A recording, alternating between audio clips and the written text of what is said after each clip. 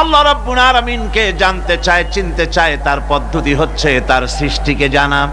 তার সৃষ্টির মাধ্যমেই তাকে চেনা যাবে। আল্লাহ পাক বলেন, আল্লাযীনা ইয়াযকুরুনাল্লাহা কিয়ামান ওয়া কুউদান ওয়া আলা জুনুবিহিম ওয়া ইয়াতাফাক্কারুনা ফি খালকিস সামাওয়াতি ওয়াল আরদ রব্বানা মা খালাকতা হাযা বাতিলা সুবহানাকা ফাকিনা আযাবান নার। আল্লাযীনা ইয়াযকুরুনাল্লাহা কিয়ামান ওয়া কুউদান ওয়া আলা জুনুবিহিম, যারা দাঁড়িয়ে, বসে, শুয়ে, এক কথায় সর্বাবস্থায় যারা আল্লাহ পাককে স্মরণ করে, তার আকাশ এবং জমিন সৃষ্টির ব্যাপারে চিন্তা ভাবনা করে, রাত এবং দিনের পরিবর্তনের চিন্তা করে, তার সৃষ্টি নৈপুণ্যতা নিয়ে যারা গবেষণা করে, তারাই হচ্ছে আল্লাহ পাকের খাঁটি বান্দা। একজন সত্যানুসন্ধানী। চোখের সামনে যখন নিখিল বিশ্বের অনুপরমাণু থেকে শুরু করে সূর্য, চন্দ্র, গ্রহ, নক্ষত্র, বিশাল আকাশ পর্যন্ত, গাছপালা, তরুলতা, সমুদ্র, মহাসমুদ্র, পশু পক্ষী ইত্যাদি যখন তার নজরে পড়ে, তখন একজন সত্যের অনুসারী ব্যক্তি, একজন সত্যের অনুসন্ধানী ব্যক্তি, তার মুখ থেকে বেসাক্তা স্বতঃস্ফূর্ত ভাবে নিজের অজান্তে মুখ থেকে যে শব্দটা বেরোয়, সে শব্দটা হচ্ছে আলহামদুলিল্লাহি রাব্বিল আলামিন। সমস্ত প্রশংসা হচ্ছে ওই আল্লাহ পাকের, যিনি এগুলিকে সৃষ্টি করেছেন। আল্লাহ রাব্বুল আলামিন কোরআনে কারীমের মধ্যে বলেছেন, আল্লাহু লা ইলাহা ইল্লা হুয়াল হাইয়ুল কাইয়্যুম। কোন সূরায় আছে? কোন আয়াতে? আয়াতুল কুরসি। পড়তে ইচ্ছা করে না? পড়েন আমার সাথে। আল্লাহু লা ইলাহা ইল্লা হুয়াল হাইয়ুল কাইয়্যুম। আল্লাহ হচ্ছেন তিনি, যিনি ছাড়া কোনো উপাস্য নাই, কোনো ইলাহা নাই, কোনো মাবুদ নাই, যিনি ছাড়া আর কোনো ইবাদতের মালিক নাই, আর যিনি হচ্ছেন সদা জাগ্রত চিরঞ্জীব, সার্বভৌমত্বের একচ্ছত্র মালিক, যিনি সদা জাগ্রত চিরঞ্জীব, তিনি হচ্ছেন আল্লাহ। এখন কেউ যদি বলেন আল্লাহ অক্ষর কি, এক একটা অক্ষর বাদ দিয়া আল্লাহরে চিনায় দেন, তাও চিনানো যাবে। আল্লাহর প্রথম অক্ষর যদি বাদ দেন, কি থাকবে? কোরআনে কারীম বলছে, তা দিয়েও বোঝা যাবে। লিল্লাহি মা ফিস সামাওয়াতি ওয়া মা ফিল আরদ। আল্লাহ হচ্ছেন তিনি, যার জন্য আকাশ আর জমিন, আকাশ এবং জমিনের একচ্ছত্র মালিক। এর মাঝখানে যা কিছু আছে সব কিছুর মালিকানা যার হাতের মুঠায়, তিনি আমার আল্লাহ। তিনি কে? আল্লাহ। এরপরে যদি বলেন আর একটা নাম ছেড়ে দেন, আলিফ সাল্লাম, একটা নাম ছেড়ে দিলাম, তাহলে কি থাকলো? লাহ থাকলো, দুইটা অক্ষর থাকলো লাহু। এই লাহু দিয়েও আল্লাহ রাব্বুল আলামিনের সিফাতকে, তার গুণকে বোঝা যাবে। লাহু মাকালিদুস সামাওয়াতি ওয়াল আরদ। আল্লাহ পাক বলেন, আসমান এবং জমিনের রিজকের চাবিকাঠি আল্লাহ পাকের হাতে, যাকে খুশি তিনি পর্যাপ্ত রিজেক দান করেন। কেউ যদি বলেন লামটাও ভালায় দেন, লামটাও ছেড়ে দেন, দিলাম লাম একটা ছেড়ে, থাকলো কি? একটা অক্ষর থাকলো হু। এই হু দিয়ে আমার আল্লাহরে চেনা যাবে। ওয়া হুয়াল গফুরুল ওয়াদুদুল আরশিল মাজিদ ফাআলুল লিমা ইউরিদ। আমার আল্লাহ হচ্ছেন তিনি, যিনি ক্ষমাশীল, যিনি দয়াবান, যিনি বান্দাকে মহব্বত করেন, যিনি হচ্ছেন আরশে আসিমের মালিক।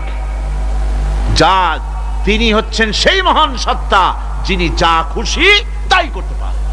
সুতরাং আল্লাহ হচ্ছেন এমন এক লফজ, এমন এক নাম, এমন এক ইসমে জাত, যার কোনো বিকল্প নাই, যা অনুবাদ করে আল্লাহকে স্রষ্টা বললে এটা সারবে না, সৃষ্টিকর্তা বললে সারবে না।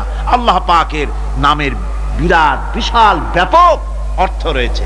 সুতরাং আল্লাহকে আল্লাহই বলতে হবে। আল্লাহকে কি বলতে হবে? আল্লাহ আল্লাহ আল্লাহ, কত মজাই নামে, সুবহানাল্লাহ বিহামদি, কত মজাই নামে। দেখেন আল্লাহ রাব্বুল আলামিন এমন রব। বাংলাদেশের কুকুর আর আমেরিকা ইউরোপের প্রধান দেশের কুকুর একরকম নয়। আমাদের দেশের পশু ইউরোপ আমেরিকা শীত প্রধান দেশের পশু একরকম নয়। তার কারণ হলো আমাদের দেশে শীত কম, নাতিশীতোষ্ণ অঞ্চলের মধ্যে খানিকটা পড়ে যায়। এখানে পশুদের গায়ে কম পশম থাকলে কোনো অসুবিধা নাই। ভেড়া, ঘোড়া, কুকুর, বন্য প্রাণীকে কেউ তো কম্বল দেয় না, ল্যাপ দেয় না, রাজাই দেয় না, খাতা দেয় না, চাদর দেয় না। আল্লাহ রাব্বুল আলামিন তিনি এমন রব, শীত প্রধান দেশের পশুদের গায়ে পশম দিয়া চিরস্থায়ী কম্বল জড়ায় দিয়েছেন।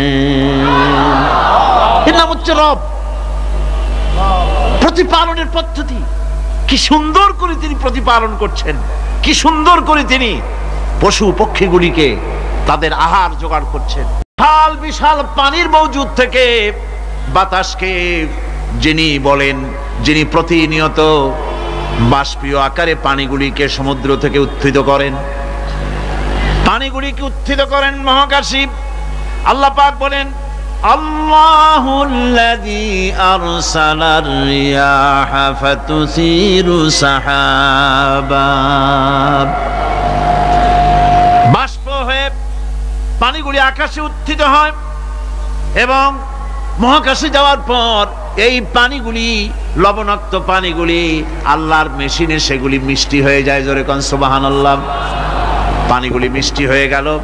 ওই মিষ্টি পানি আল্লাহ রাব্বুল আলামিন নাজিল করে দিলেন। এবার বৃষ্টি কণা কণা হয়ে পড়লো, ফোঁটা ফোঁটা বৃষ্টি। আল্লাহ খুঁজে দেখলেন বৃষ্টির ফোঁটাগুলি পৃথিবীর প্রতিটি কণা তালাশ করে তৃষ্ণার্ত কণাগুলিকে আল্লাহ পাক ভিজায় দিলেন। সেই জন্য তার নাম হলো রব। তিনি হচ্ছেন রব, প্রয়োজন মিটান। পানি সবচেয়ে প্রয়োজন বেশি, সেই পানি আল্লাহ পাক এভাবে সরবরাহ করলেন।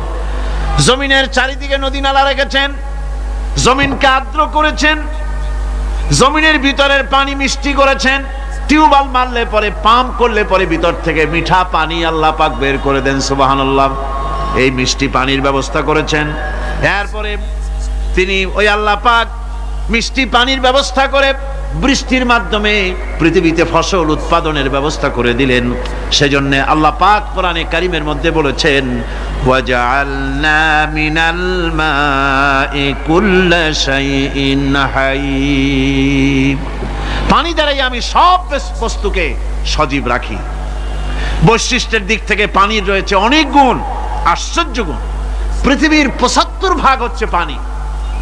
আকাশ থেকে অর্থাৎ চাঁদ থেকে যখন চাঁদে ভ্রমণকারীরা যখন ছবি তুলেছে, তো সেই ছবিতে ব্লু রং এসেছে বেশি, সবুজ এসেছে কম। সবুজ হলো গাছপালা আর ব্লু হচ্ছে পানি। সমুদ্রের পানির রং হচ্ছে নীল। মানুষের শরীরের ভিতরে ৬০% পানি, গাছের মধ্যে রয়েছে পানি। পানি ছাড়া পৃথিবীর বাঁচার কোনো পথ নাই। আবার দেখেন প্রচন্ড শীতের কারণে, ঠান্ডার কারণে যেসব এলাকায় তাপমাত্রা হিমাঙ্কের নিচে এসে যায়, সেই সব দেশে সমুদ্রের পানি আর দরিয়ার পানিগুলি বরফ হয়ে যায়। এই বরফ যখন হতে থাকে তখন পানি তার নিজের তাপকে নিচের দিকে ছুটতে থাকে। উপরের তাপ বরফ হয়ে যায় ঠান্ডা, আর নিচে তাপ বিচ্ছুরিত করে দিয়ে পানির ভিতরে যত জলজ প্রাণী আছে আর উদ্ভিদ আছে সবগুলিকে বাঁচায় রাখার ব্যবস্থা আল্লাহ রাব্বুল আলামিন এভাবে করে থাকে। এবার আল্লাহ রাব্বুল আলামিন বলছেন এই পানি ছাড়া মানুষ বাঁচে না, প্রাণী বাঁচে না। পানি এমন এক জিনিস, এমন এক নিয়ামত আমি দান করলাম। আল্লাহ পাক বলেন কুল আরাআইতুম ইন আসবাহা মাউকুম গাওরান ফামান ইয়াতিকুম বিমাইন মাইন, বলো দেখি সবে শুকাইয়া যদি যায় এই জমিনের পানি, তাহলে হেথায় তটনির ধারা কে দিবে সবারে আনি। এই পৃথিবীর নদী নালা খাল বিল জমিনের আভ্যন্তরীণ দিকে পানিগুলি যদি আমি আল্লাহ রাব্বুল আলামিন শুকায় দেই, তাহলে আমি আল্লাহ ছাড়া এমন কে আছে যে নতুন করে আবার পানির আমদানি করে দিতে পারে? আছে কেউ? বন্ধুগণ, আল্লাহ রাব্বুল আলামিন এইভাবে করে মানুষের রুবুবিয়তটা, আল্লাহ পাকের রুবুবিয়ত হচ্ছে তিনি মানুষকে সুন্দর করে সৃষ্টি করে যা কিছু প্রয়োজন সবকিছু খাওয়াচ্ছেন, দিচ্ছেন।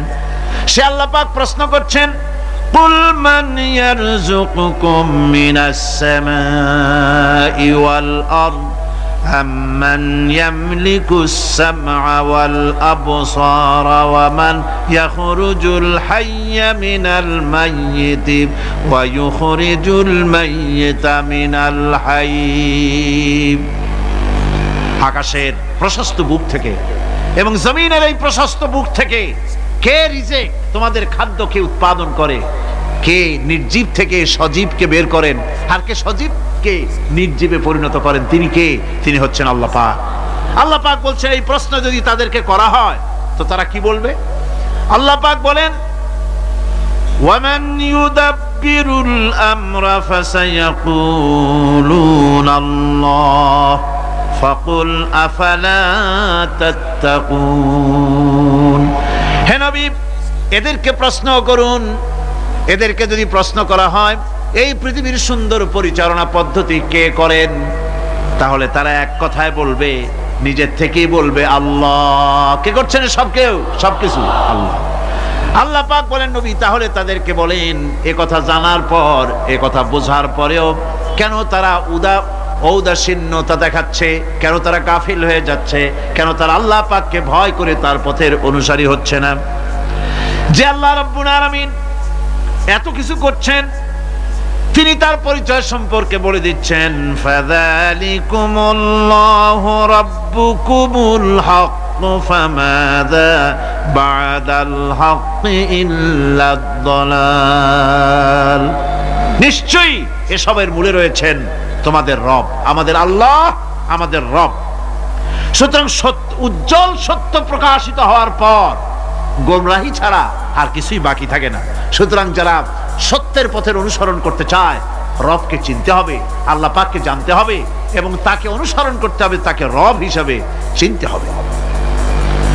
আমার বন্ধুগণ, এটা হচ্ছে সেই রুবুবিয়ত ইলাহি যার দিকে হযরত মূসা আলাইহিস সালাম ইঙ্গিত করেছিলেন ফিরআউন যখন তাকে প্রশ্ন করেছিলেন, ফামান রাব্বুকুমা ইয়া মূসা। হে মূসা, তোমাদের দুজনের রব কে? তোমাদের রব, তোমাদের প্রভু কে? তিনি জবাব দিলেন, রব্বুনাল্লাযী আ'তা কুল্লা শাইইন খালকাহু সুম্মা হাদা। রব হচ্ছেন আমাদের তিনি, যিনি নাকি আমাদের প্রতিপালক, আমাদেরকে সৃষ্টি করেছেন এবং আমাদেরকে হেদায়েত দিয়েছেন, সঠিক পথের দিশা দিয়েছেন। এখানে হেদায়েত হচ্ছে, এখানে হেদায়েত শব্দের অর্থ হচ্ছে সৃষ্টি শুধু করেন নাই, তাকে চলার, তার খাদ্য অনুসন্ধানের, তাকে বেঁচে থাকার সবকিছুর উপকরণ, এর কমন সেন্স, এর সাধারণ জ্ঞান আল্লাহ পাক তার সাথে দিয়েছেন। তিনি হচ্ছে রব। আচ্ছা, একটা দৃষ্টান্ত দেই। এই হেদায়েতটা কি? এই হেদায়েতটা হচ্ছে, আপনাদের বাড়িতে যদি কারো বিড়াল থাকে, বিড়াল, বিড়াল বোঝেন তো না? কি বলে এখানে? বিড়াল, বিলাই নাকি বলে? বিড়াল। এই বিড়াল যদি আপনাদের কারো বাড়িতে থাকে তো বিড়ালের প্রসবকালীন অবস্থা দেখবেন, বিড়ালের প্রসব হবে, বাচ্চা দেবে। বিড়াল তখন ঘরের মধ্যে পেরেশান হয়ে ঘুরতে থাকে, একটা নিরাপদ জায়গা খোঁজে, একটা নিরাপদ জায়গা খোঁজে। প্রসব করার 2-3 দিন আগের থেকে খুঁজতে থাকে তার জন্য নিরাপদ জায়গা কোনটা। এরপরে খুঁজতে খুঁজতে প্রসবের দিন সে সত্যিকারের ঘরের মধ্যে সবচেয়ে কোনা কানা জায়গা যেটা, সেই রকমের একটা নিরাপদ জায়গা সে বেছে নিল। এরপরে বাচ্চা হলো। বাচ্চা হওয়ার পর এই বাচ্চার উপরে কেউ যেন আক্রমণ না করে, শত্রু যেন তার জায়গাটিতে না আসে, এই জন্য বাচ্চাটার ওর তো হাত দিয়ে মায়ের মতো কোলে নিতে পারে না, সে আস্তে করে ঘাটটা কামড়ায় ধরে যাতে করে বাচ্চা ব্যথা না পায়।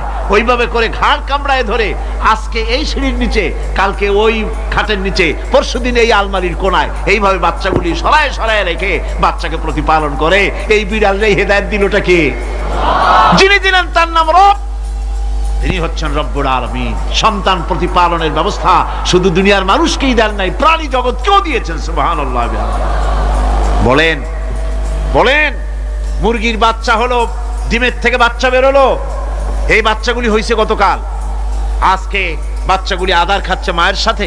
হঠাৎ করে একটা চিল এলো আর ওর মা একটা সিগন্যাল মারলো, সাথে সাথে বাচ্চাগুলি দৌড়াইয়া এমন পলান দিল, আপনি তো ভালো একাদশীর বাপেও তালাশ করে পাবে না যে মুরগির বাচ্চা পলাইলো কই। এখন ওই বাচ্চাটিকে এই সিগন্যাল সম্পর্কে কে অবহিত করলো যে এইরকম একটা আওয়াজ শুনলে এটা ভীতির আওয়াজ, এটা সাইরেন, এটা বিপদ সংকেত, এটা ডেঞ্জার সিগন্যাল, এটা শুনলে দেখলে তাড়াতাড়ি করে আত্মগোপন করবা। কে ঠিক এলো, কে ঠিক হইলো? আল্লাহ পাক শিখাইছেন। এখন এক শ্রেণীর বুদ্ধিজীবী তারা আবার উল্টা কথা কয়। তারা বলে কি? তারা বলে যে মুরগি বাচ্চা, এই বাচ্চা যে দৌড় মারলো, এখানে আল্লাহ এইসব কিছু নাই, নাউযুবিল্লাহ মিন যালিক। তো এখানে কি আছে? কয় যে এখানে বিষয়টা হলো এই যে এই মুরগি আর মোরগ, ওর বাপ মা, এই দুজনের মধ্যে আছে চিলের ভয়, আছে শিয়ালের ভয়। ওই ভয় ওদের মধ্যে ছিল, এই মা বাপের ক্রসের মাধ্যমে বাচ্চা আসছে, কাজে ওই ভয়, বাপের যদি কোনো রোগ থাকে, মায়ের রোগ থাকে, তো এগুলি তো বাচ্চার মধ্যেও ঢোকে। তো ভয় হোক, সুখ হোক, দুঃখ হোক, এই অনুভূতি স্বাভাবিক প্রক্রিয়ার মাধ্যমে বাচ্চার মধ্যে ঢুকছে, আর সিল দেখে আওয়াজ শুনে সে আত্মগোপন করেছে। এইটা আমি পড়িয়া আমি আমার আলোচনা এক জায়গায় বললাম বুদ্ধিজীবীদের উদ্দেশ্যে, যদি সত্যিই তাই হয়, মোরগ আর মুরগি মা বাবার মধ্যেই ভয় আছে বলে বাচ্চার মধ্যেই ভয় ঢুকছে, সেই জন্য সে আত্মগোপন করছে, তাহলে আবার মানুষের ব্যাপারে কথাটা আনি। মানুষেরা সাপের ভয় করে না মহব্বত করে? কথার জবাব দিলে না, যখন তখন মনে হয় আপনারা সাপ বুঝি ভালোবাসেন। সাপ আমরা সকলেই ভয় পাই, মায়ও ভয় পায়, বাবাও ভয় পায়। এই মায়ের গর্ভে সন্তান এসছে, সন্তানের বয়স 2 বছর 2.5 বছর, ঘরের মধ্যে কেউ ছিল না, ঘরের মধ্যে একটা সাপ আসছে, একটা সুন্দর সাপ, দেখতে সুন্দর, কিন্তু সে সাপে কামড়ালে মানুষ মরে যায়। ওই সাপটা মাথা উঁচু করে ফনা ধরেছে। এই বাচ্চাটা কি সাপ দেখে দৌড় মারবে, না বাচ্চাটা ওই সাপটাকে ধরার জন্য সে এগিয়ে যাবে? কোনটা করবে? এগিয়ে যাবে।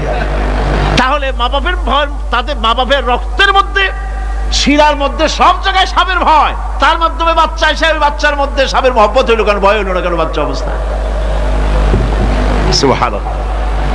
আমার বন্ধুগণ, মুরগির বাচ্চাকে হেফাজত করার জন্য বুদ্ধিমান প্রাণী মানুষ তার কাছে নাই বলে আল্লাহ রব্বুল আলামিন তারে বাচ্চা অবস্থা থেকে বোঝার তৌফিক দিয়েছেন কোনটা ভয়ের আওয়াজ, কোনটা হলো বিপদের আওয়াজ।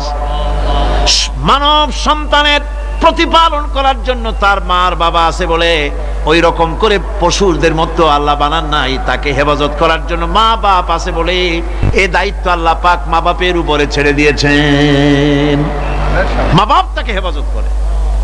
রুবুবিয়তের প্রতিপালন, হেদায়েতের এই প্রতিপালন আল্লাহ পাক মানুষকে এভাবে করে তাদেরকে হেদায়েত দিয়েছেন, তার পথের চলার দিশা দিয়েছেন। পিঁপড়ার খাদ্য সংগ্রহের ব্যাপারটা দেখেন, পিঁপড়ার আছে দারুণ ঘ্রাণ শক্তি। কোথায় খাবার? 5 তলায় আপনি মিষ্টি খাচ্ছেন, রসগোল্লা থুয়ে দেন, তারপরে দেখেন কোন জায়গায় দিয়ে পিঁপড়া এসে জমের খাওয়া খায়, ঠিক কিনা? দেখেন তার কত তীব্র ঘ্রাণ শক্তি, সেখানে চলে যাচ্ছে। তাকে হেদায়েত দেওয়া হয়েছে, তাকে ঘ্রাণ শক্তি দেওয়া হয়েছে। চিল, শকুন, ঈগল কোথায় থাকে বুঝেন না? মহাশূন্যে 3 থেকে 3.5 মাইল উপরে শকুন, বাজ, ঈগল উঠতে থাকে।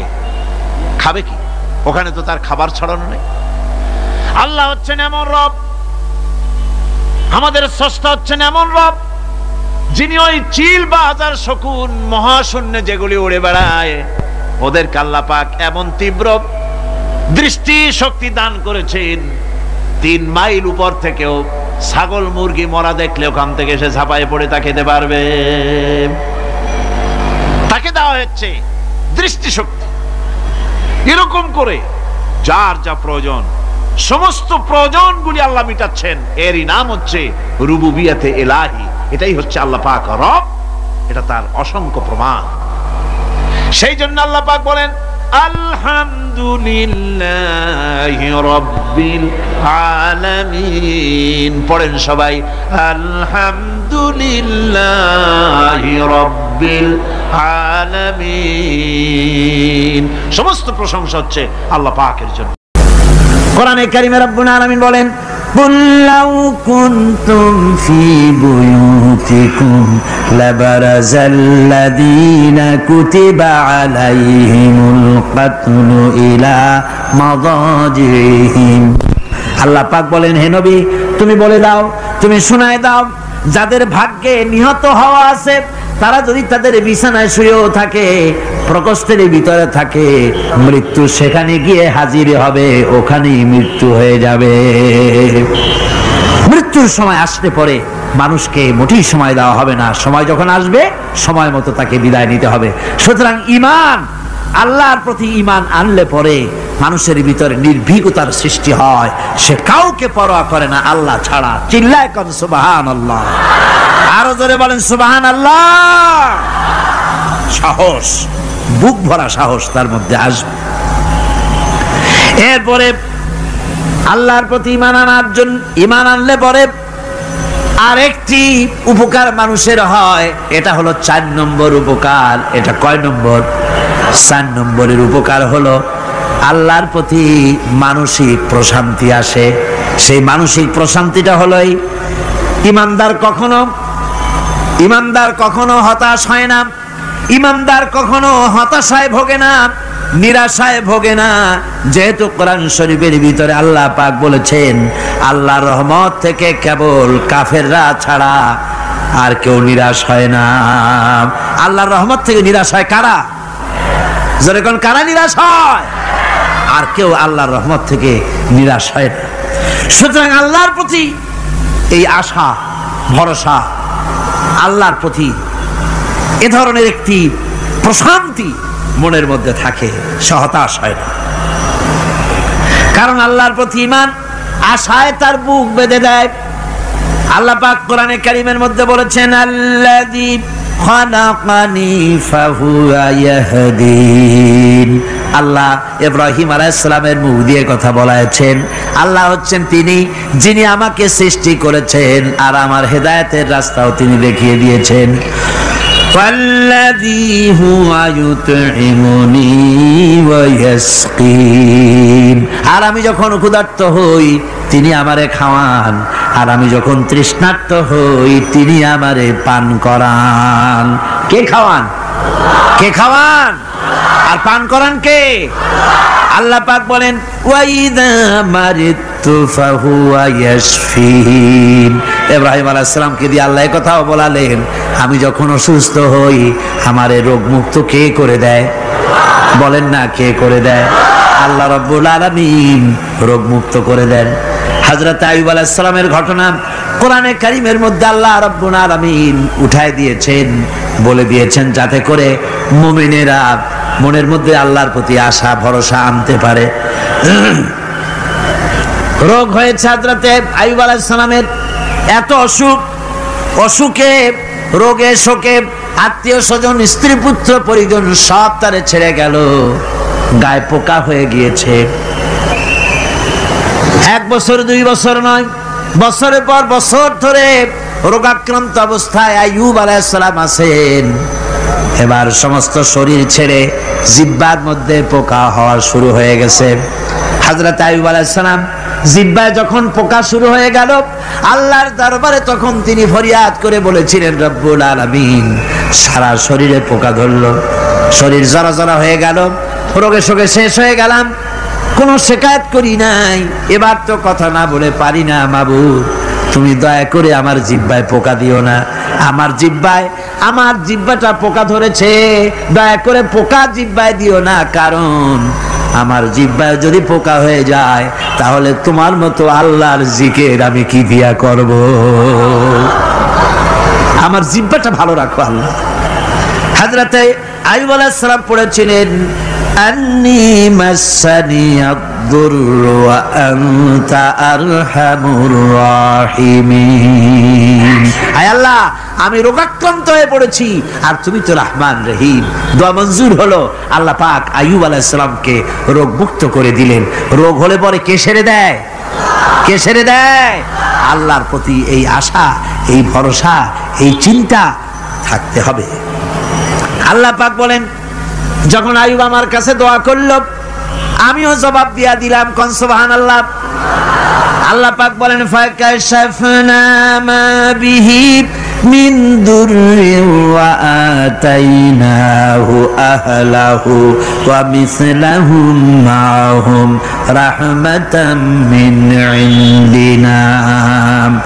আমি তার কষ্ট দূর করে দিলাম, তার হারানো স্বাস্থ্য ফিরিয়ে দিলাম এবং তার সাথী সঙ্গীদেরকে আমার পক্ষ থেকে আমার রহমত দিয়ে তার কাছে সব আবার আমি ফিরাইয়া দিলাম।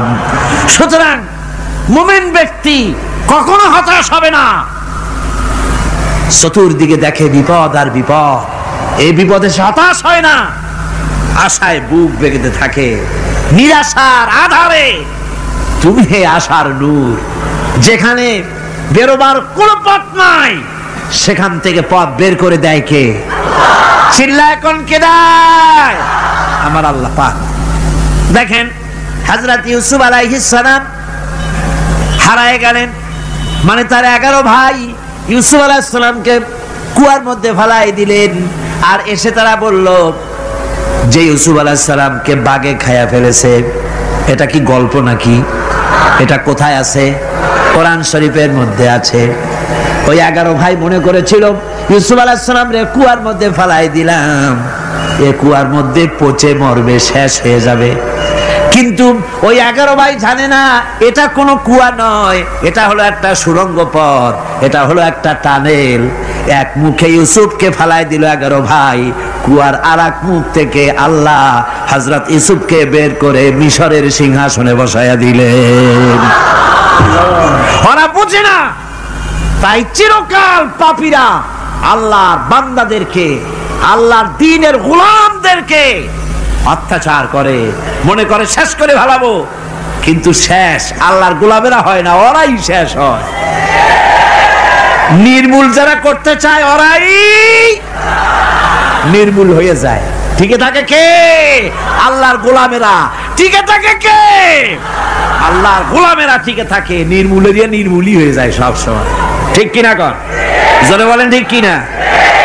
ভাইরা আমার, হযরত ইয়াকুব আলাইহিস সালাম ছেলের চিন্তায় চিন্তায় চোখ দুটো অন্ধ হয়ে গেছে, কাঁদতে কাঁদতে চোখ অন্ধ হয়ে গেছে। কিন্তু হতাশ হন নাই, কারণ হতাশ হবে কেবলমাত্র কাফেরেরা। হতাশ হয় কারা? আল্লাহ বলেছেন হতাশ হয় কাফের, ঈমানদার কখনো হতাশ হয় না। হযরতে ইয়াকুব আলাইহিস সালাম ছেলে হারাইয়া কি বলতেছেন শোনেন। আল্লাহ তার কথা কোরআনে কারীমের ভিতরে আল্লাহ কি সুন্দর করে উঠায়া দিয়েছেন।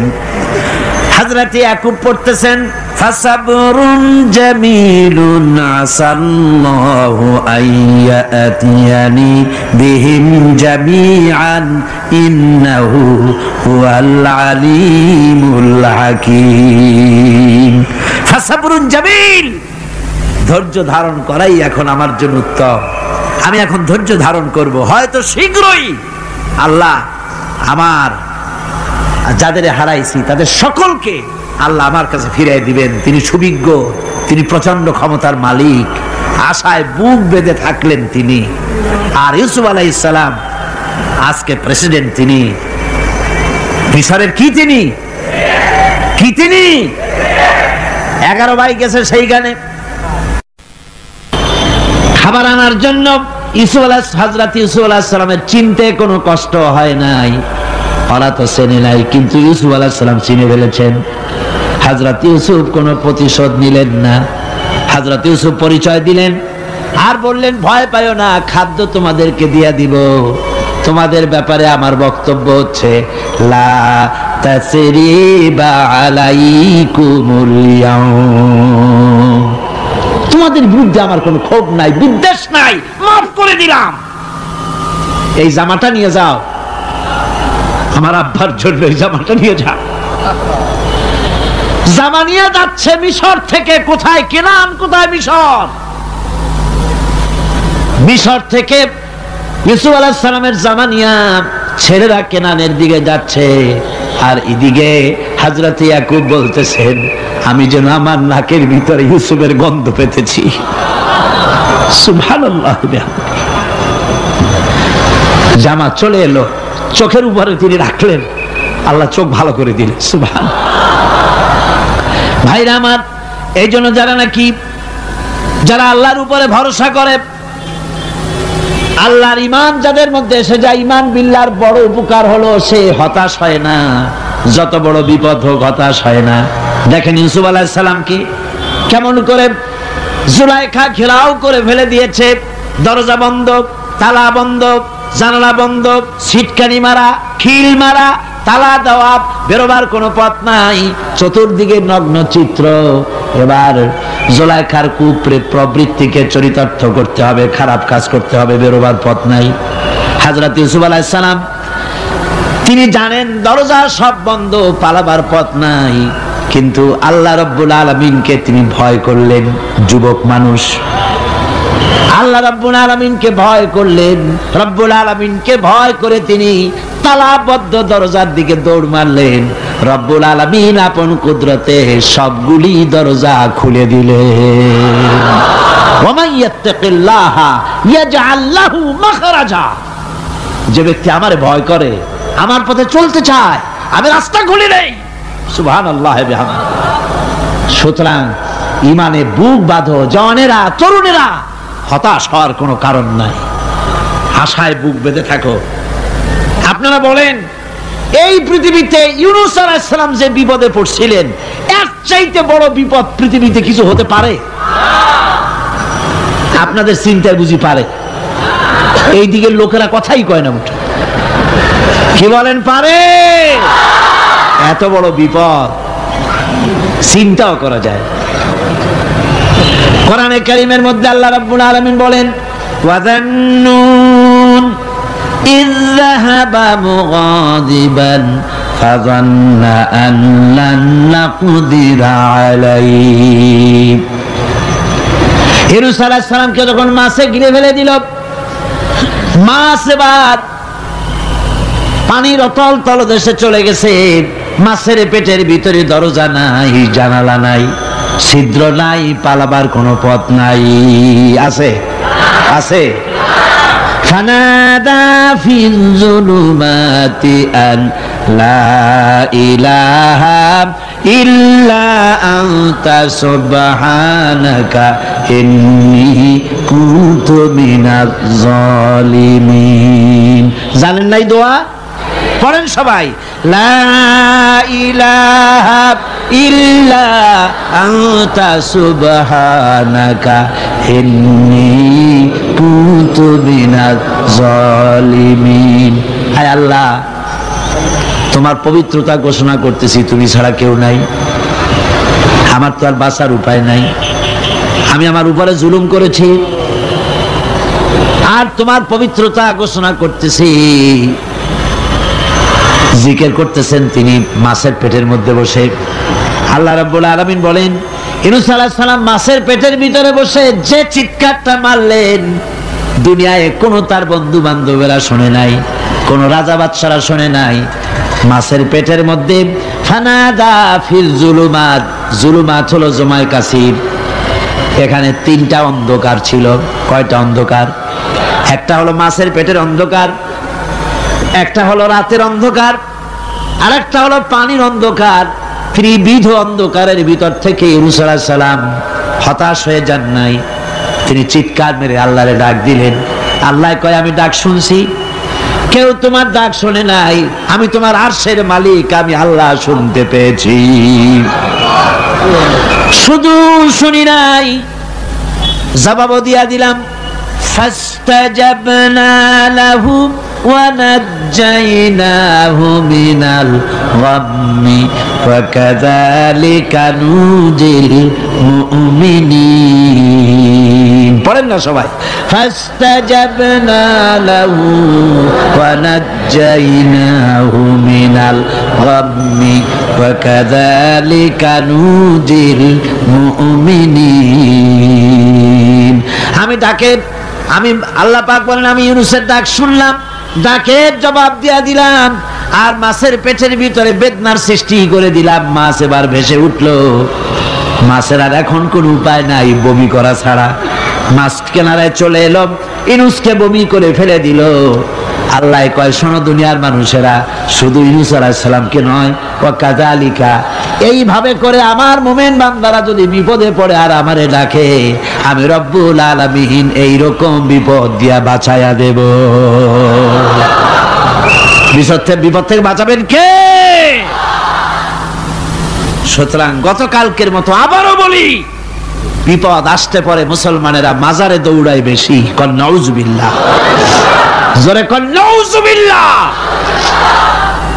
বিপদ আসে আর মাজারে চলে যায়, যাইয়া সেখানে কাঁদে, মাজারের উপরে মাথা ঘা দিতে থাকে, পয়সা দেয়, মুনাজাত করে, কাঁদতে থাকে, মাজারওয়ালার কাছে বিপদ মুক্তি চায়। নাউজুবিল্লাহ পড়ে, আবারও কন নাউজুবিল্লাহ। বিশ্বাস করুন আমার ভাইরা, বিশ্বাস করুন, আল্লাহর কোরআন আমার হাতে। মাজারওয়ালার কাছে কানলে পরে ওই মাজারে যিনি শুয়ে আছেন, আল্লাহর কসম তার কোনো ক্ষমতা নাই আপনাকে বিপদ থেকে বাঁচাতে পারে। আছে ক্ষমতা? জোরে বলেন আছে? বিপদ থেকে বাঁচাবে কে? কে বাঁচাবে? আল্লাহ। আপনারা টাকা দেন আর ওই টাকাগুলি ওইখানে মাজারে বৈশা জনমের খাওয়া খায় মাজারের পাহারাদার এক শ্রেণীর পান্ডারা। টাকাগুলা মাথায় দেখবেন মাজার কেন্দ্র করে লাল লাল চাদর গায়, তারপরে শর্ট, মাথায় জট, দাড়িতে জট, দাড়িতে জট, আর মোষ। হায় রে মোষ! 6টা টর্চ লাইট দিয়েও যদি আপনি খোঁজেন মুখ তালাশ করে পাবেন না, এত মোষ। সমানে গাঁজা খায় আপনার পয়সা দিয়ে, ধর্মের নামের ব্যবসা করে। যাই দেখেন মাজারগুলো, প্রত্যেকটা মাজারে 5টা 10টা লোক বসা আছে। ঘাট ধরে বের করে দাও আর বলো মাজারে বসে আছো কেন? মসজিদে যাও। কোথায় যাবে? কোথায় যাবে? মসজিদে। আল্লাহর থামো, আল্লাহর ওলিদের মাজার ঘেরাও করে রেখে দাও, যত্ন করে রেখে দাও। গরু, ছাগল, ভেড়া, হাবিজাবি কিছু যেন যেতে না পারে, যত্ন করে রাখো, সম্মান দিয়ে রাখো। কিন্তু তোমার ওখানে পাহারা দিতে বলছে কে? তুমি ওখানে বসে থাকো কেন? গুড় যেখানে পিঁপড়া সেখানে। পয়সা দেওয়া বন্ধ করে একটারও পাবেন না ওখানে, ঠিক কিনা কর? সব ধান্দাবাজ পয়সার লোভে ওখানে বসে থাকে, গাঁজা খায়, মদ খায়, নামাজ পড়ে না। আর আপনার টাকা দিয়া খোঁজ নিয়ে দেখেন মাজারের মুতল্লি যত আছে সব বাসের মালিক, ট্রাকের মালিক, কোটি কোটি টাকার ব্যবসা করে। সুতরাং এগুলি ছাড়েন, এ ধান্দাবাজি বন্ধ করুন। মাজারের সাথে কোনো সম্পর্ক নাই। মুসলমানের সম্পর্ক কেবল মসজিদের সাথে। কিসের সাথে? মসজিদের সাথে সম্পর্ক গড়ে। আমার বন্ধুগণ, বিপদ আসলে পরে কবরের কাছে যাওয়া নয়, বিপদ আসলে পরে মসজিদে যান, 2 রাকাত কাজায়ে হাজাতের নামাজ পড়েন। রাসূলুল্লাহ পড়েছেন, কাজায়ে হাজাতের নামাজ পড়েন, সেজদায় পড়ে গিয়ে আল্লাহর কাছে কাঁদেন, আপনার বিপদ আল্লাহ রব্বুল আলামিন দূর করে দিবেন। আরে এমন আল্লাহরে থুইয়া কি যে বলবো, মানুষের যে কি হইছে। আমি সিলেটে দেখেছি শাহজালাল রহমতুল্লাহ আলাই, আল্লাহর ওলি, শাহ আমানত আল্লাহর ওলি, শাহ মাখদুম আল্লাহর ওলি। এই ওলিরা কোনদিন বলে যায় নাই যে আমার মাজারে পাহারা দিয়ে তোমরা টাকা আদায় করো। বলছে কেউ? শাহজালাল রহমতুল্লাহ আলাইহির মিশন কি ছিল আর এই পাগলেরা করে কি? হযরত শাহজালালের তরবারি আজও আছে, আমি তরবারি দেখেছি, দোধারি তরবারি হাতে নিয়ে এসেছেন। এক হাতে ছিল তরবারি আর এক হাতে ছিল আল্লাহর কোরআন। যখন সিলেটে ঢুকলেন গৌর গোবিন্দ তার সব কিছু, তিনি আজান দেওয়ালেন। আজান শোনা মাত্র মূর্তিগুলো কাঁপতে লাগলো। গৌর গোবিন্দের কলজা গলার কাছে চলে আসছে, জিজ্ঞেস করছে ব্যাপারটা কি, এরকম হচ্ছে কেন? জ্যোতিষীরা বলল যবন এসেছে, মেলেচ্ছ এসেছে, আর উপায় নাই। শাহজালাল রহমতুল্লাহ আলাইহি তিনি বসলেন গেটের কাছে, এবার সব পালাচ্ছে। গৌর গোবিন্দ বলল সাপুরিয়াদের ডেকে যে আমারে একটা বাক্সের মধ্যে ভরিয়া সাপ বলে চালাই দিও, আমি সামনে পড়তে চাই না। ভয়তে কলজা গলার কাছে চলে আসছে শুধু আজান শুনে। এরপরে লোক সব চলে যাচ্ছে, উনি দেখতেছেন যাও যাও যাচ্ছে সব। তারপরে ঝুড়িতে করে যাচ্ছে সাপুরিয়ারা, তোমাদের এর মধ্যে কি? সাপ, যাও যাও যাও। এরপরে বড় একটা বাক্স, ওটার মধ্যে কি? কয় যে হুজুর আমরা সাপ খেলা দেখি, এর মধ্যে সাপ। নামাও, আমি সাপ খেলা দেখবো, নামাও ওটা। এরপরে বাক্স খুলছে, দেখে যে আসল সাপ বাইর হয়েছে। গৌর গোবিন্দ বলল যে আমার রাজত্ব ছেড়ে দিলাম, আমারে জানে বাঁচা। শাহজালাল রহমতুল্লাহ আলাইহি বললেন আমি তো মারতে আসি নাই, আমি তো হত্যাকাণ্ড করতে আসি নাই, আল্লাহর দ্বীনকে নিয়ে এসেছি। তিনি ক্ষমা করে দিলেন। সেই শাহজালাল রহমতুল্লাহ আলাইহির মাজারে লোকেরা বিভিন্ন জায়গা দিয়ে যায়, বাস ভরে ভরে যায়, যাইয়া চাদরের উপরে যাইয়া মাথা ঘা দিতে থাকে আর কাঁদতে থাকে। কতগুলো গজাল মাছ আছে, বিরাট বিরাট গজাল, গায়ে সাদলা পড়ে গেছে, দেখলে মনে হয় যেন রিটায়ার্ড অফিসার, এরকম মোটা। ওগুলারে মুড়ি খাওয়ায়, কলজা খাওয়ায়। একটা কুয়া আছে, পানি এত ফসা, কয় যে এইটার আর এক মুখ হলো জমজমের সাথে মিশানো। নাউজুবিল্লাহ। হায় রে মানুষ, মুসলমানের আকীদা হয় এত খারাপ, আকীদা বদতর হয়ে গিয়েছে। এগুলি ধর্মের নামের ব্যবসা, এগুলি জোরে বলেন কি? এই ব্যবসা বন্ধ করতে হবে, এই ব্যবসা বন্ধ করতে হবে। এরা ধর্মের নামে লুটেরা, চাদর দিয়ে, আগরবাতি দিয়ে, মোমবাতি দিয়ে, সেজদা দিয়ে মুশরিক হয়ে যাচ্ছে, ইসলাম থেকে খারিজ হয়ে যাচ্ছে। আমার কাছে রিপোর্ট এসেছে প্রচন্ড ভিড়ে মানুষের কষ্ট হচ্ছে, তো কি করা যাবে? আমি বললাম ভিড়, আর আপনারা যদি ভিড় দেখতে চান তাহলে তো সব লোক দাঁড়ায় যাবে, আপনাদের তো দেখার দরকার নেই। একটু চেপে চেপে বসেন আর জোরে সোরে জিকির করেন লা ইলাহা ইল্লাল্লাহ, লা ইলাহা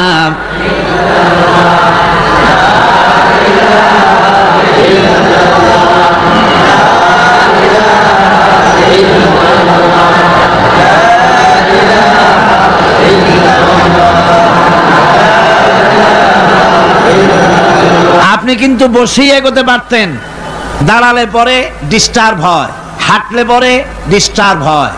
নিজের কপালটারে খারাপ করেন না, এত সুন্দর আল্লাহর কথা শোনা থেকে নিজেকে মাহরুম করতে চেষ্টা করেন না।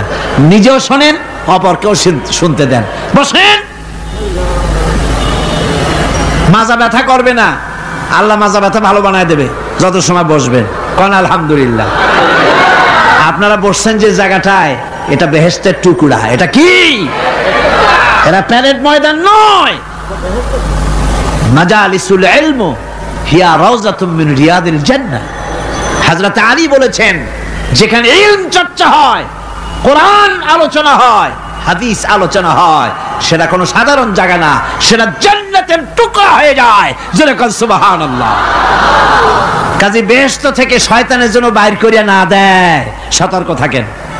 শয়তান কি চায় যে আপনি সারাক্ষণ শোনেন? কি কোন চায়? চায় না। শয়তানের খপ্পরে পড়েন না, বসেন আর শোনেন। ইমানদার যখন বিপদে জর্জরিত হতে থাকে তখন সে ভেঙে পড়ে না, তখন অন্ধকারের বিপদের অন্ধকার বিদীর্ণ করে আলোর এক প্রভা তার চোখের সামনে উদ্ভাসিত হয়ে ওঠে। সেটা কি? সেটা হলো আল্লাহ রাব্বুল আলামিনের বাণী, ফাইন্না মাআল উসরি ইউসরান, ইন্না মাআল উসরি ইউসরা। আল্লাহ পাক বলেন, জেনে রাখো, দুঃখ এবং কষ্টের সাথে রয়েছে সুযোগ আর সুবিধা, আর অসচ্ছলতার সাথে রয়েছে উদার সচ্ছলতা। জোরে কোন সুবহানাল্লাহ। কাজে ভয় পাওয়ার কারণ নাই, হতাশ হওয়ার কারণ নাই। মন আশায় বুক বেঁধে রাখো। গুনাহ করেছো, হতাশ হয়ো না। যুবকদের গুনাহ করা স্বাভাবিক। ইউনিভার্সিটির ছাত্র, কলেজের ছাত্র, প্রফেসর, শিক্ষক, অফিসার ঘুষ খেয়েছেন, জিনা করা হয়েছে, মদ খাওয়া হয়েছে, মিথ্যা কথা বলা হয়েছে, যাই কিছু করেন না কেন ভয় পাওয়ার কারণ নাই, নিরাশ হওয়ার কোনো দরকার নাই। আল্লাহ পাক ডেকে বলেছেন, কুল ইয়া ইবাদিয়াল্লাযীনা আসরাফু আলা আনফুসিহিম লা তাকনাতু মির রাহমাতিল্লাহ। আরে আমার আল্লাহর মতো এত ভালো আর কেউ আছে? এত দরদ আর কারো আছে? আমার আল্লাহ বলেন, ও নবী আপনি শুনায় দেন, হে আল্লাহর বান্দারা, তোমরা যারা নিজেদের উপরে বাড়াবাড়ি করেছো, নিজেদের উপরে জুলুম করেছো, অত্যাচার করেছো, আমি আল্লাহর রহমত থেকে নিরাশ হয়ে যেও না। মানুষ যদি অপরাধ করে, বাপের সাথে অপরাধ করেছে, মায়ের সাথে অপরাধ করেছে, মা বাবা সন্তানের চাইতে এত বড় কল্যাণকামী তো আর কেউ নাই, কিন্তু মা বাবা কোনোদিন বলে না আয় আমার ছেলে তোরে মাফ করে দেই, এরকম বলে নাকি? মন চায় ছেলে যদি মাপ চাইতো, খুশি হয়ে মাফ করে দিতাম, কিন্তু কেন যে আসে না, ডাকে না যে আয় মাফ করে দেই। মা বাপ আপনাকে এত ভালোবাসে, সেই মা বাপও আপনাকে বলে না যে আয় মাফ করে দেই। আমার আল্লাহ হচ্ছেন এমন আল্লাহ, আল্লাহ রাব্বুল আলামিন ডাকেন, এ বান্দা খুন করেছিস ফিরে আয়, জিনা করেছিস ফিরে আয়, হত্যা করেছিস ফিরে আয়, চুরি করেছিস ফিরে আয়, কুফরি করেছিস ফিরে আয়, সুদ খেয়েছিস, ঘুষ খেয়েছিস, মদ খেয়েছিস ফিরে আয়, এসে আমার দরবারে চোখের পানি ফেল, আমার দরবারে কাঁদাকাটি কর। ইন্নাল্লাহা ইয়াগফিরুয যুনুবা জামিআ ইন্নাহু হুয়াল গফুরুর রহিম। আমার দরবারে চোখের পানি ফেলে কাঁদ, আমি রব্বুল আলামিন জিন্দেগীর গুনাহ মাফ করে দেব। সুবহানাল্লাহ কোন, সুবহানাল্লাহ কোন। আমার কাছে কান, চোখের পানি ফেল। আল্লাহ রাব্বুল আলামিনের কাছে বান্দার দুইটা ফোঁটা বেশি প্রিয়। একটা হলো জিহাদের ময়দানে যে রক্ত ফোঁটা দেওয়া হয়, এটা আল্লাহর কাছে প্রিয়। আর আল্লাহর ভয়তে গুনার জন্য লজ্জা করে, অনুশোচনা করে বান্দা যখন চোখের পানি ছেড়ে দেয়, আল্লাহর কাছে এটা অত্যন্ত প্রিয়। নবীজি বলেছেন, বান্দা যখন গুনার ভয়তে, আল্লাহর ভয়তে, জাহান্নামের ভয়তে অনুশোচনা করে যখন চোখ দিয়া পানি ছেড়ে দেয়, ওই চোখের পানি নাকের অর্ধেক আসতে না আসতে আল্লাহ রাব্বুল আলামিন বান্দারে মাফ করে দেন। আল্লাহ বরদাস্ত করতে পারেন না যে বান্দা কান্দু। আমার ভাইরা, আল্লাহ রহমত এই পৃথিবীতে, আল্লাহর রহমতকে 100 ভাগ করা হয়েছে। আল্লাহ রহমতের কত ভাগ? এই 100 ভাগের 1 ভাগ সারা পৃথিবীতে ছড়াই দেওয়া হয়েছে। আর 99 ভাগ কার কাছে? আল্লাহর কাছে। 1টা ভাগ দুনিয়া ছড়ানো হয়েছে আদম আলাইহিস সালাম থেকে নিয়ে এই পর্যন্ত, এখান থেকে নিয়ে কিয়ামত পর্যন্ত পৃথিবীতে যত মানুষ আসবে, যত প্রাণী আসবে, তাদের মধ্যে প্রাণী জগতেও গাভী তার বাছুরকে ভালোবাসে ঠিক কিনা, হাতি তার বাচ্চাকে ভালোবাসে ঠিক কিনা, মুরগি তার বাচ্চাকে ভালোবাসে কিনা, প্রত্যেক মাই তার সন্তানকে ভালোবাসে মানুষের মতো। এই ভালোবাসা, স্নেহ, এই মমতা, এই করুণা, এই মহব্বত একটা ভাগ দুনিয়ায় দেওয়ার পর আপনি আর আমি যতটুকুন ভাগে পেয়েছি সেই মহব্বতে, স্ত্রীর মহব্বতে অস্থির, মায়ের মহব্বতে অস্থির, সন্তানের মহব্বতে অস্থির। এখন চিন্তা করেন, একটা ভাগ সারা পৃথিবীতে বিতরণ করার পর যেটুক পেয়েছি তাতে যদি এত মহব্বত হয়, তাহলে এর 99 ভাগ মহব্বত যে আল্লাহর কাছে জমা আছে, এই বান্দার জন্য তার কত মহব্বত, এই বান্দার জন্য কত করুণতা, কত মহব্বত, কত দয়াতা। এজন্য আল্লাহ রাব্বুল আলামিন বলেছেন, নাব্বি ইবাদি আন্নি আনাল গফুরুর রহিম। ও আমার নবী, সুসংবাদ দিয়ে দাও, বান্দাদেরকে শোনায় দাও যে আমি আল্লাহ তাআলা ক্ষমাশীল আর দয়াবান। হুজুর কাঁদতেছিলেন, হযরত ওমর রাদিয়াল্লাহু তাআলা আনহু এসে দেখেন হুজুর একা কাঁদতেছে। হুজুর জিজ্ঞেস করছেন, হযরত ওমর জিজ্ঞেস করলেন, হুজুর আপনি কাঁদেন কেন একা একা? হযরত ওমর বলেন, আমি যখন প্রশ্ন করলাম নবীজি বললেন, আমার কাছে কিছু আগে জিবরাইল এসেছিলেন, জিবরাইল এসে আমাকে বললেন আল্লাহ পাক বলেছেন, হে আমার নবী, ইসলামের ভিতরে থেকে যে সমস্ত মানুষগুলো ইসলামের ভিতরে থেকে চুল আর দাড়ি পাকায় দিছে, কিয়ামতের দিন এই লোকগুলারে আমি শাস্তি দিতে আমার শরম হবে। হযরত ওমর বলেন, হুজুর উম্মতের জন্য কত বড় খোঁজ খবর এটা, আর আপনি কাঁদতেছেন। হুজুর বলেন, ওমর তুমি জানো না আমার কান্নার কারণ ভিন্ন। আমার কান্নার কারণ হলো যে আল্লাহ রাব্বুল আলামিন কিয়ামতের দিন দাড়ি চুল পাকা বান্দারে শাস্তি দিতে শরম করবেন, সেই দাড়ি চুল পাকা বান্দাগুলি আল্লাহর সাথে নাফরমানি করতে শরম করে না। আমি এই লজ্জায় কাঁদতেছি। ভাইরা, হুজুর আল্লাহ পাক বলেন, ও আমার নবী, রাতের আধারে যখন একটা বুড়া আমার দরবারে হাত উঁচু করে, একটা বুড়া মানুষ রাতের আধারে যখন আমার দরবারে হাত উঁচু করে আর যখন বলতে থাকে, রব্বুল আলামিন আমার পেছনের জীবনটা বড় খারাপ করেছি, এমন কোন কাজ জীবনে করি নাই যা তোমার কাছে কিছু দাবি করতে পারি, সব রকমের নাফরমানি করেছি, আজ আমি বুড়া হয়ে গেছি, কামাই করতে পারি না, ছেলে আমাকে চোখে দেখতে পারে না, পুত্রবধূ আমাকে ঘরে জায়গা দেয় না, আমার স্ত্রী আমাকে দেখতে পারে না, রোজগার করতে পারি না, হাঁটতে পারি না, চলতে পারি না, সবার কাছে আমি তিতা হয়ে গেছি, আমি দাঁড়াতে পারি না, কোমরে ব্যথা পাই, হাঁটুতে ব্যথা পাই, চলতে পারি না, কানে শুনতে পাই না, চোখে দেখতে পারি না, আর তোমার কাছে কিছু চাইয়া নেব এমন ভালো কাজও করি নাই। এইভাবে যখন বান্দা কাঁদতে থাকে আমার দরবারে, ও আমার হাবিব আমার রহমতের দরিয়ায় জোশ মেরে যায়, আমার শরম হয় এই বুড়াটারে কেমনে খালি হাতে ফিরাইয়া দেই। সুবহানাল্লাহ, সুবহানাল্লাহ। আমার আল্লাহর এত দয়া, আমার আল্লাহর এত মায়া, এত মহব্বত। আমার আল্লাহ রাব্বুল আলামিন বলেন, وَإِذَا سَأَلَكَ عِبَادِي عَنِّي فَإِنِّي قَرِيبٌ। আমার হাবিব, আমার বান্দা আমার ব্যাপারে প্রশ্ন করে, আমি বান্দার একদম নিকটে।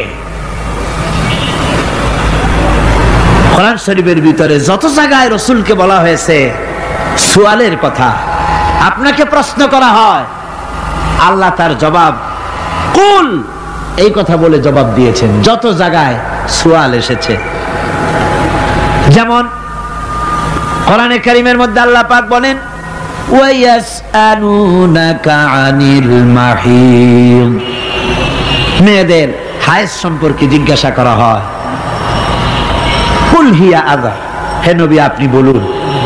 এভাবে করে কুল দিয়ে জবাব দেওয়া হচ্ছে।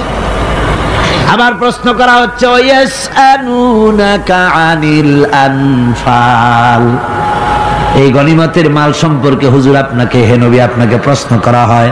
আল্লাহ কুল দিয়া জবাব দিলেন, আল্লাহ বলেন আপনি বলেন।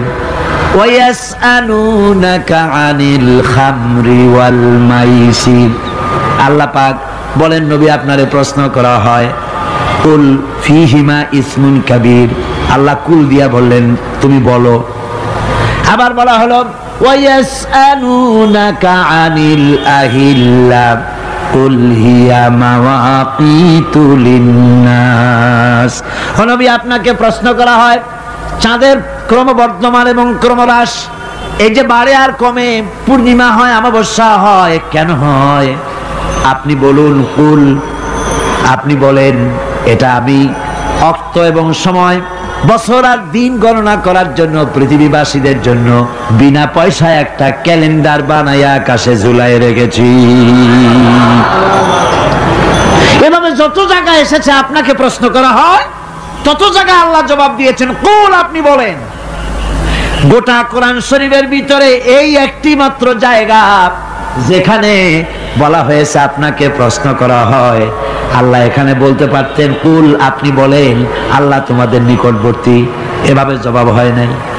এটা কায়দাটা হলো এই, আল্লাহ বলতেছেন ওয়াইজা সালাকা ইবাদি, ও আমার নবী, প্রশ্ন তো আমার বান্দারা আমার ব্যাপারে করেছে, এবার আপনার জবাবের কোনো দরকার নাই। প্রশ্ন আমার ব্যাপারে, আমি নিজে জবাব দিয়ে দেই, ফা ইন্নী কারীব।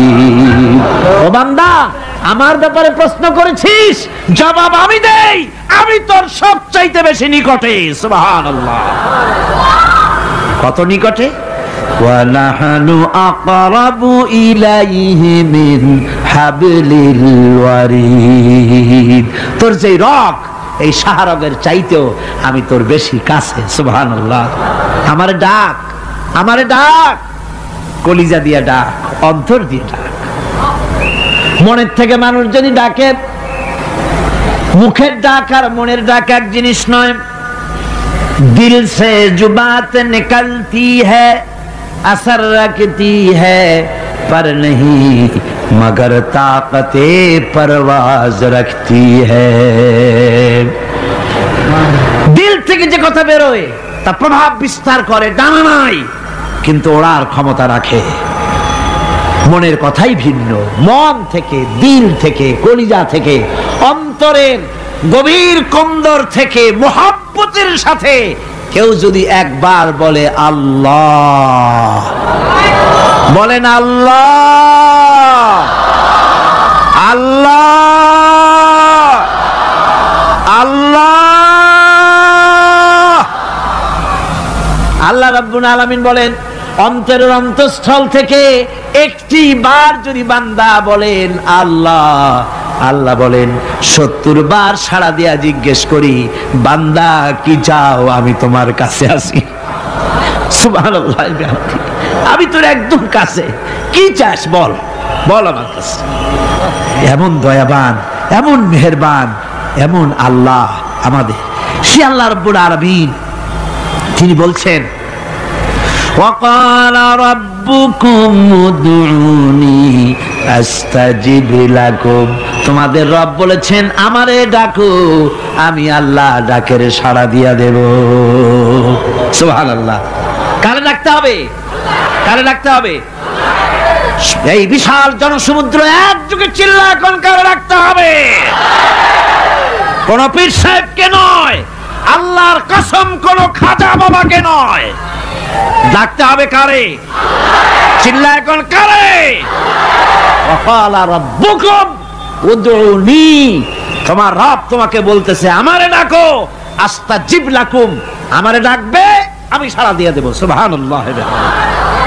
আল্লাহকে ডাকেন, কি চাই আপনার বলেন, কি চাই? আল্লাহর কাছে চান, আল্লাহ দিয়ে দিবেন।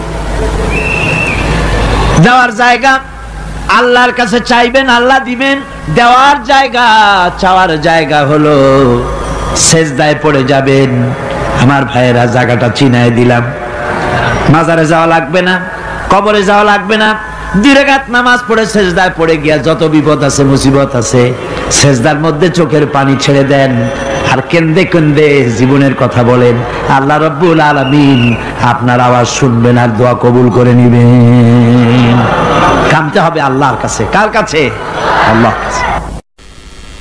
সুম্মা ইস্তাগফিরুল্লাহ, আর এরপরে সে যদি আমি আল্লাহর কাছে ক্ষমা চাই, ইয়াজিদিল্লাহ গাফুরার রহিমা, সে আমি আল্লাহকে গফুর এবং রহিম হিসাবে পাবে। সুবহানাল্লাহ। আল্লাহকে গফুর এবং রহিম হিসাবে পাওয়া যাবে। সব আল্লাহকে বলতে হবে, গুনাহ মাফ চাইতে হবে। এই জন্য হুজুর সাল্লাল্লাহু আলাইহি ওয়াসাল্লাম দৈনিক 100 বার তওবা পড়তেন। কোন হাদিসে আছে 70 বার, কোন হাদিসে আছে 100 বার তওবা পড়তেন।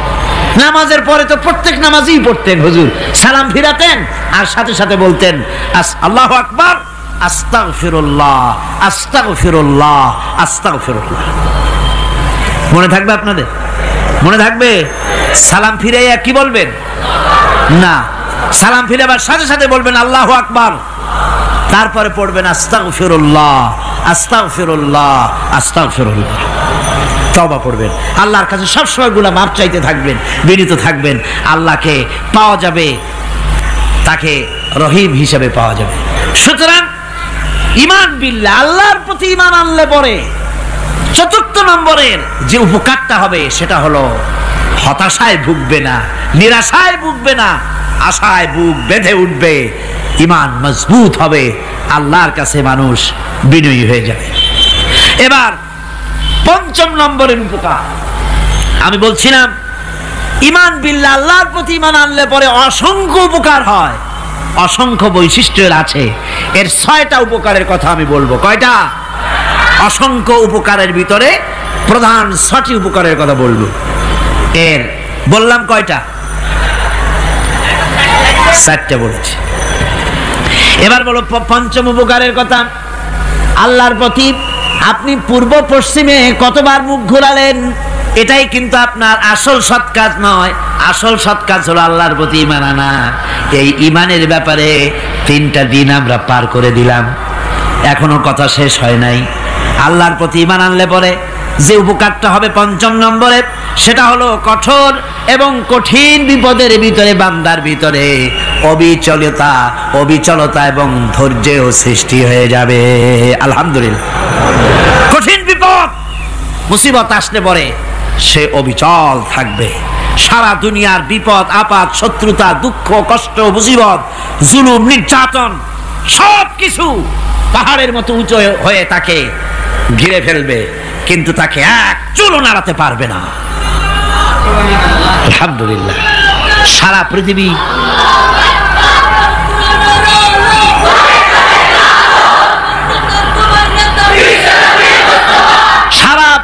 একদিকে আর সে একা একদিকে থাকবে।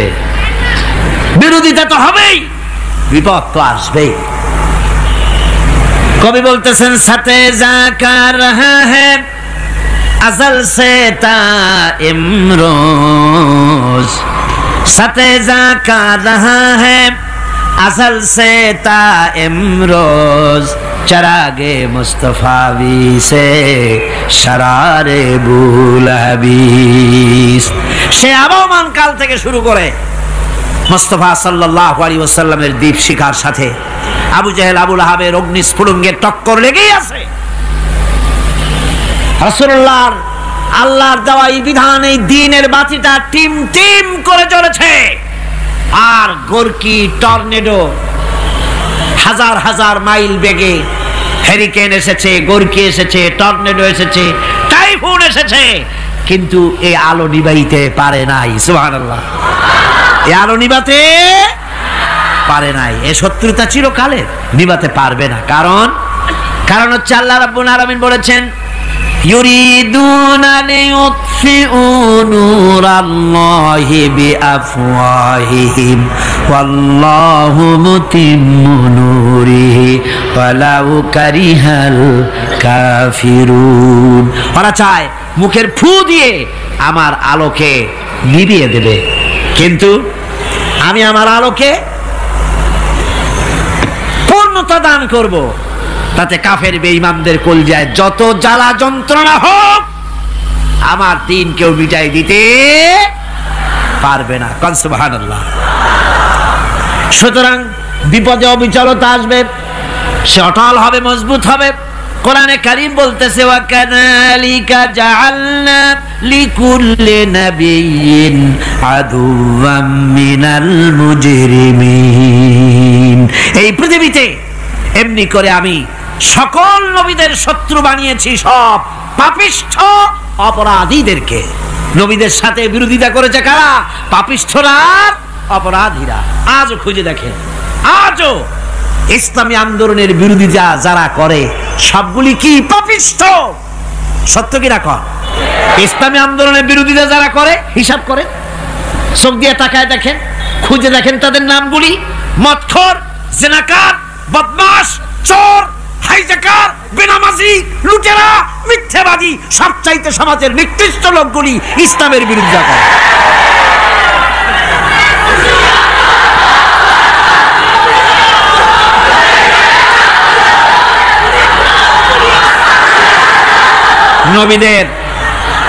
নবীদের শত্রু আল্লাহ বলেন সব যুগে নবীদের সাথে শত্রুতা করেছে পাপিষ্ঠরা। আল্লাহর কথা, কার কথা? সকল যুগে নবীদের সাথে শত্রুতা করেছে পাপিষ্ঠরা, নিকৃষ্ট ধরনের অপরাধীরা। সুতরাং নবী রাসূলদের অবস্থা যখন এই, তখন দ্বীনের দাওয়াত যারাই দেবে তাদের কিসমত এরকম হবেই। এই বাধার মোকাবেলা তাদেরও করতে হবে। এই যে বাধাটা আসে, এই যে মারে,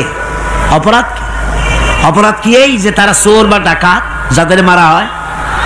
আল্লাহ রাব্বুল আলামিন বলেন অপরাধ হলো ওয়ামা নাকামু মিনহুম ইল্লা আইয়ুমিনু বিল্লাহিল আজিজিল হামিদ। অপরাধ হচ্ছে ঈমানদার লোকদের উপরে নির্যাতন চালিয়েছে, অন্য কোনো কারণে নয়। কারণ একটাই, তারা আল্লাহর জমিনে আল্লাহর দ্বীন প্রতিষ্ঠা করতে চেয়েছে, আর কোনো অপরাধ না। জমিন আল্লাহর, জমিন কার? এই বিশাল জনসমুদ্র গর্জে উঠুন একযোগে বলুন জমিন কার? আইন চলবে কার? এখানেই সংঘর্ষ বেঁধেছে আবহমান কাল ধরে। মানুষ অত্যাচারিত হয়েছে, সাহাবায়ে কেরাম অত্যাচারিত হয়েছেন। বুখারী শরীফের হাদিসে এসেছে রাসূল করিম সাল্লাল্লাহু আলাইহি ওয়াসাল্লামের কাছে হযরতে খাব্বাব গিয়ে উপস্থিত হয়েছিলেন। হযরতে খাব্বাব বলেন, হাদিসটা এভাবে লেখা হয়েছে বুখারীতে, ওয়ান খাব্বাব বিন আরিদ রাদিয়াল্লাহু তাআলা আনহু قال شكونا إلى رسول الله صلى الله عليه وسلم وهو متوسد بردة له في ظل الكعبة।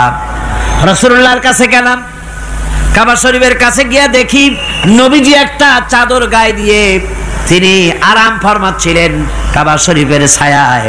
সেখানে গিয়ে বললাম, আলা তাস্তানসিরু লানা আলা তাদউ লানা ইয়া রাসূলুল্লাহ, হে আল্লাহর রাসূল, আপনি কি আমাদের জন্য আল্লাহর কাছে দোয়া চাইবেন না? আপনি কি আল্লাহর কাছে আমাদের জন্য সাহায্য চাইবেন না? আমাদের লোকগুলিকে, মুসলমানগুলিকে মারতে মারতে তো শেষ করে ফেলে দিল।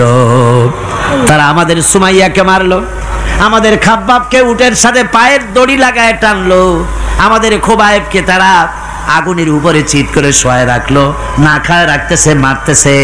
কষ্টে তো শেষ হয়ে গেলাম, হুজুর আপনি কি আমাদের জন্য দোয়া করবেন না? হাদিস শরীফে এসেছে নবীজি উঠে বসলেন সোজা হয়ে। নবীজি বলেন, ও আমার সাহাবী, ও খাব্বাব শোনো, তোমাদের আগে এই পৃথিবীতে যারা দ্বীনের দাওয়াত দিতে এসেছিলেন তাদেরকে সমকালীন রাষ্ট্রশক্তি, সমাজ শক্তি তাদেরকে ধরতো। ফায়ুখাজুর রাজুলো, তাদেরকে তারা ধরতো। ফায়ুহফারু লাহু ফিল আরদ, আর তার জন্য জমিনের ভিতরে কবর বানাইতো। ওই কবর ফায়ুজালু ফিহা, ওই কবরের ভিতরে তাকে কোমর পর্যন্ত গেড়ে দিত। সুম্মা ইউতা বিল মানশার, এরপরে করাত আনতো। ফায়ুদাউ আলা রাসিহি, এরপরে ওই করাত তার মাথার উপরে রাখতো। ফায়ুজালু নিসফাইন, এরপরে করাত দিয়া চিরে জীবিত মানুষটারে দ্বিখণ্ডিত করে ফেলে দিত।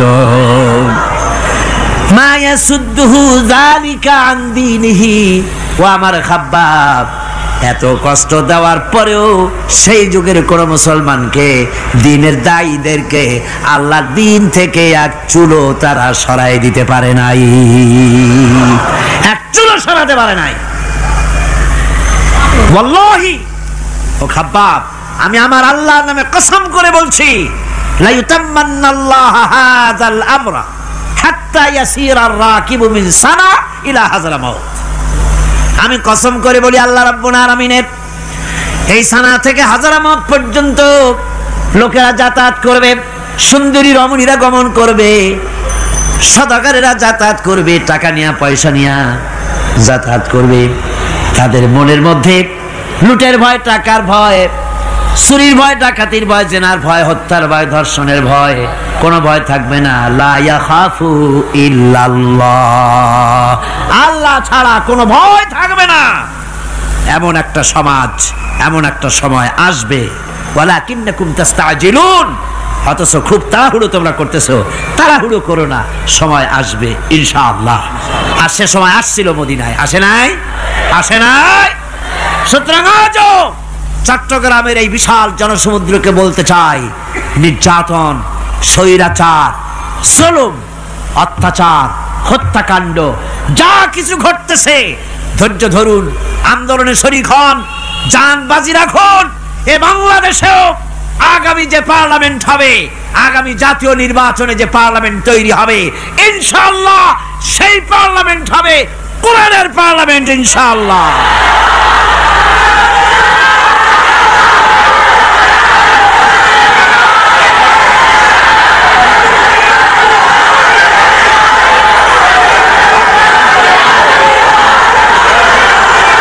আমার ভাইয়েরা, আমার বন্ধুগণ, কঠিন বিপদে অবিচলতা এবং ধৈর্যের দৃষ্টান্ত রেখে গেছেন আম্বিয়া আলাইহিমুস সালাম। সুবহানাল্লাহ।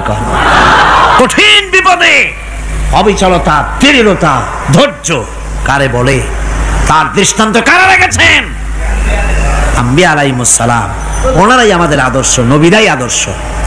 সাহাবায়ে কেরাম রিদওয়ানুল্লাহ তাআলা আলাইহিম আজমাইন আমাদের আদর্শ। ভাইরা আমার, মুসা আলাইহিস সালামকে ফেরাউন যখন ঘিরে ফেলে দিল, কোরআনের সব কথা গল্প গুজবার ইতিহাসের জন্য লেখা হয় নাই। কোরআনের মধ্যে যা লেখা হয়েছে সব বান্দাদের উপদেশের জন্য, যাতে করে লোকেরা চিরটা কাল এর থেকে উপদেশ নিয়ে নিজেদের তৈরি করতে পারে। জোরে বলেন সুবহানাল্লাহ। মুসা আলাইহিস সালামের কথা আল্লাহ বলেন, ফেরাউন তাকে ঘিরে ফেলে দিল, পালাবার রাস্তা নাই। ফালাম্মা তারাআল জামআন ক্বালা আসহাবু মূসা ইন্না লামুদরাকুন। মুসা আলাইহিস সালামের উম্মতরা বললেন, হে মুসা, পাকড়াও হয়ে গেছি, পালাবার রাস্তা নাই। তিন দিক থেকে আমাদেরকে ঘেরাও করেছে ফেরাউনের শক্তি। সামনে কি? দরিয়া, আর তিন দিকে কি? ঘেরাও আন্দোলন। পালাবার পথ নাই, পালাবার পথ নাই। সারাশি আক্রমণ, ঘেরাও আন্দোলন। এই যে ঘেরাওটাও তো আজকে নতুন নাই, ঘেরাও আসছে অনেক আগের থেকে। আসলে কথা বুঝতে পেরেছেন? মাইক না থাকলে আমি কি করবো কোন? আজকে এরকম হচ্ছে কেন? আগামীকাল ঠিক হবে ইনশাআল্লাহ, রাগ করেন না। গান হচ্ছে, বসেন বসেন। শয়তান ঢুকছে মাইকের মধ্যে। অনেক সময় হয় কি, মাইকের হাই পাওয়ারের যে মেশিন আছে, এর ভিতরে ইথার থেকে রেডিওর ওই গানগুলি ওর মধ্যে ঢুকে পড়ে। কথা বুঝতে পেরেছেন? এই জন্য শয়তান তো আর বসে থাকে না, ওরও তো কিছু করার আছে। ধৈর্য ধরেন, ধৈর্য ধরেন। কালকে অপারেটরদেরকে মাওলানা শামসুদ্দিন সাহেবের কাছে অনুরোধ করব, অপারেটর একটু ভালো করে হেদায়েত করে দেবেন মাইকে। আজকে আমার নিজেরও কষ্ট হচ্ছে, আমিও বুঝতে পারছি না যে আমার কথাগুলি কি আওয়াজে বেরোচ্ছে, যার জন্য আমাকে বেশি চিল্লাইতে হচ্ছে। বক্তাকে কি লাউডে তার কথা বেরোচ্ছে তা তার কানে আসতে হয়, তাহলে বোঝা যায় যে আমার কথাগুলি কিভাবে বেরোচ্ছে। এটা এই অবস্থায় সিচুয়েশন আজকে নাই, এবং লোকেরাও মাইকের ব্যাপারে আজকে অভিযোগ করেছে, যা বিগত 16 বছরে করে নাই। সেটের ব্যাপারে কোথাও কোনো অসুবিধা হয়েছে? মাইকটা ভালো, এবং মাইক যারা দেন প্রতি বছর খেদমত করে, আল্লাহ তাদের প্রতি রহম করুন। সবাই বলেন আমিন। এদেরকে রাগ করে পথে পাই আবার মারধর করেন না। সিলেটের যে তাফসির মাহফিল হয়, বিগত 19 বছর তাফসির করেছি একটানা, এবার 20 বছর পুরো হবে ইনশাআল্লাহ। সিলেটে একটানা 20 বছর তাফসির করতেছি সেখানে। তো মাইক যে একটা লোক বিনা পয়সায় মাইক দেয়, মাইকের ভাড়া সে নেয় না। তাফসিরের মাহফিলের মাইকের ভাড়া নেয় না। যে বছর এরশাদ সরকার আমাকে প্লেন থেকে নামতে দিল না, আপনাদের মনে আছে? সিলেট থেকে ফিরাই দিল। এই খবরটা মাইকম্যান যখন শুনেছে যে আমাকে নামতে দেয় নাই, ফিরাই দেওয়া হয়েছে, সাথে সাথে স্ট্রোক করেছে, হার্ট ফেল করে দুনিয়া থেকে বিদায় হয়ে গিয়েছে। সিলেটে তাফসীর হতে পারবে না এই কথা সে বরদাস্ত করতে পারে নাই। আমি কেঁদেছি আর দোয়া করেছি, আল্লাহ কোরআনের মহব্বতে লোকটার এই অবস্থা হলো, তোমার জান্নাত তুমি দয়া করে তাকে দান করে দিও। কাজী কোনো ব্যবসায়ী চায় না যে তার ব্যবসাটা খারাপ হোক, লোকেরা মন্দ বলুক। এ মাইকের ব্যাপারে আপনারা আজকে রাগারাগ করেন না, যা হয়েছে কালকে ভালো হবে ইনশাআল্লাহ। সবাই বলেন ইনশাআল্লাহ। এখন চলেন আমরা ফেরাউনের অবস্থা দেখি গিয়া কি করতেছে ফেরাউন। মুসা আলাইহিস সালামকে ঘেরাও করে ফেলেছে, পালাবার উপায় নাই। একদিকে দরিয়া, তিন দিকে ফেরাউনের শক্তি। এই যে ঘেরাও টেরাও মানে নতুন তো না, ধর্মঘট নতুন না, এ পুরানা জিনিস। এই পৃথিবীতে সর্বপ্রথম ধর্মঘট কিসের উপরে হয়েছে জানেন?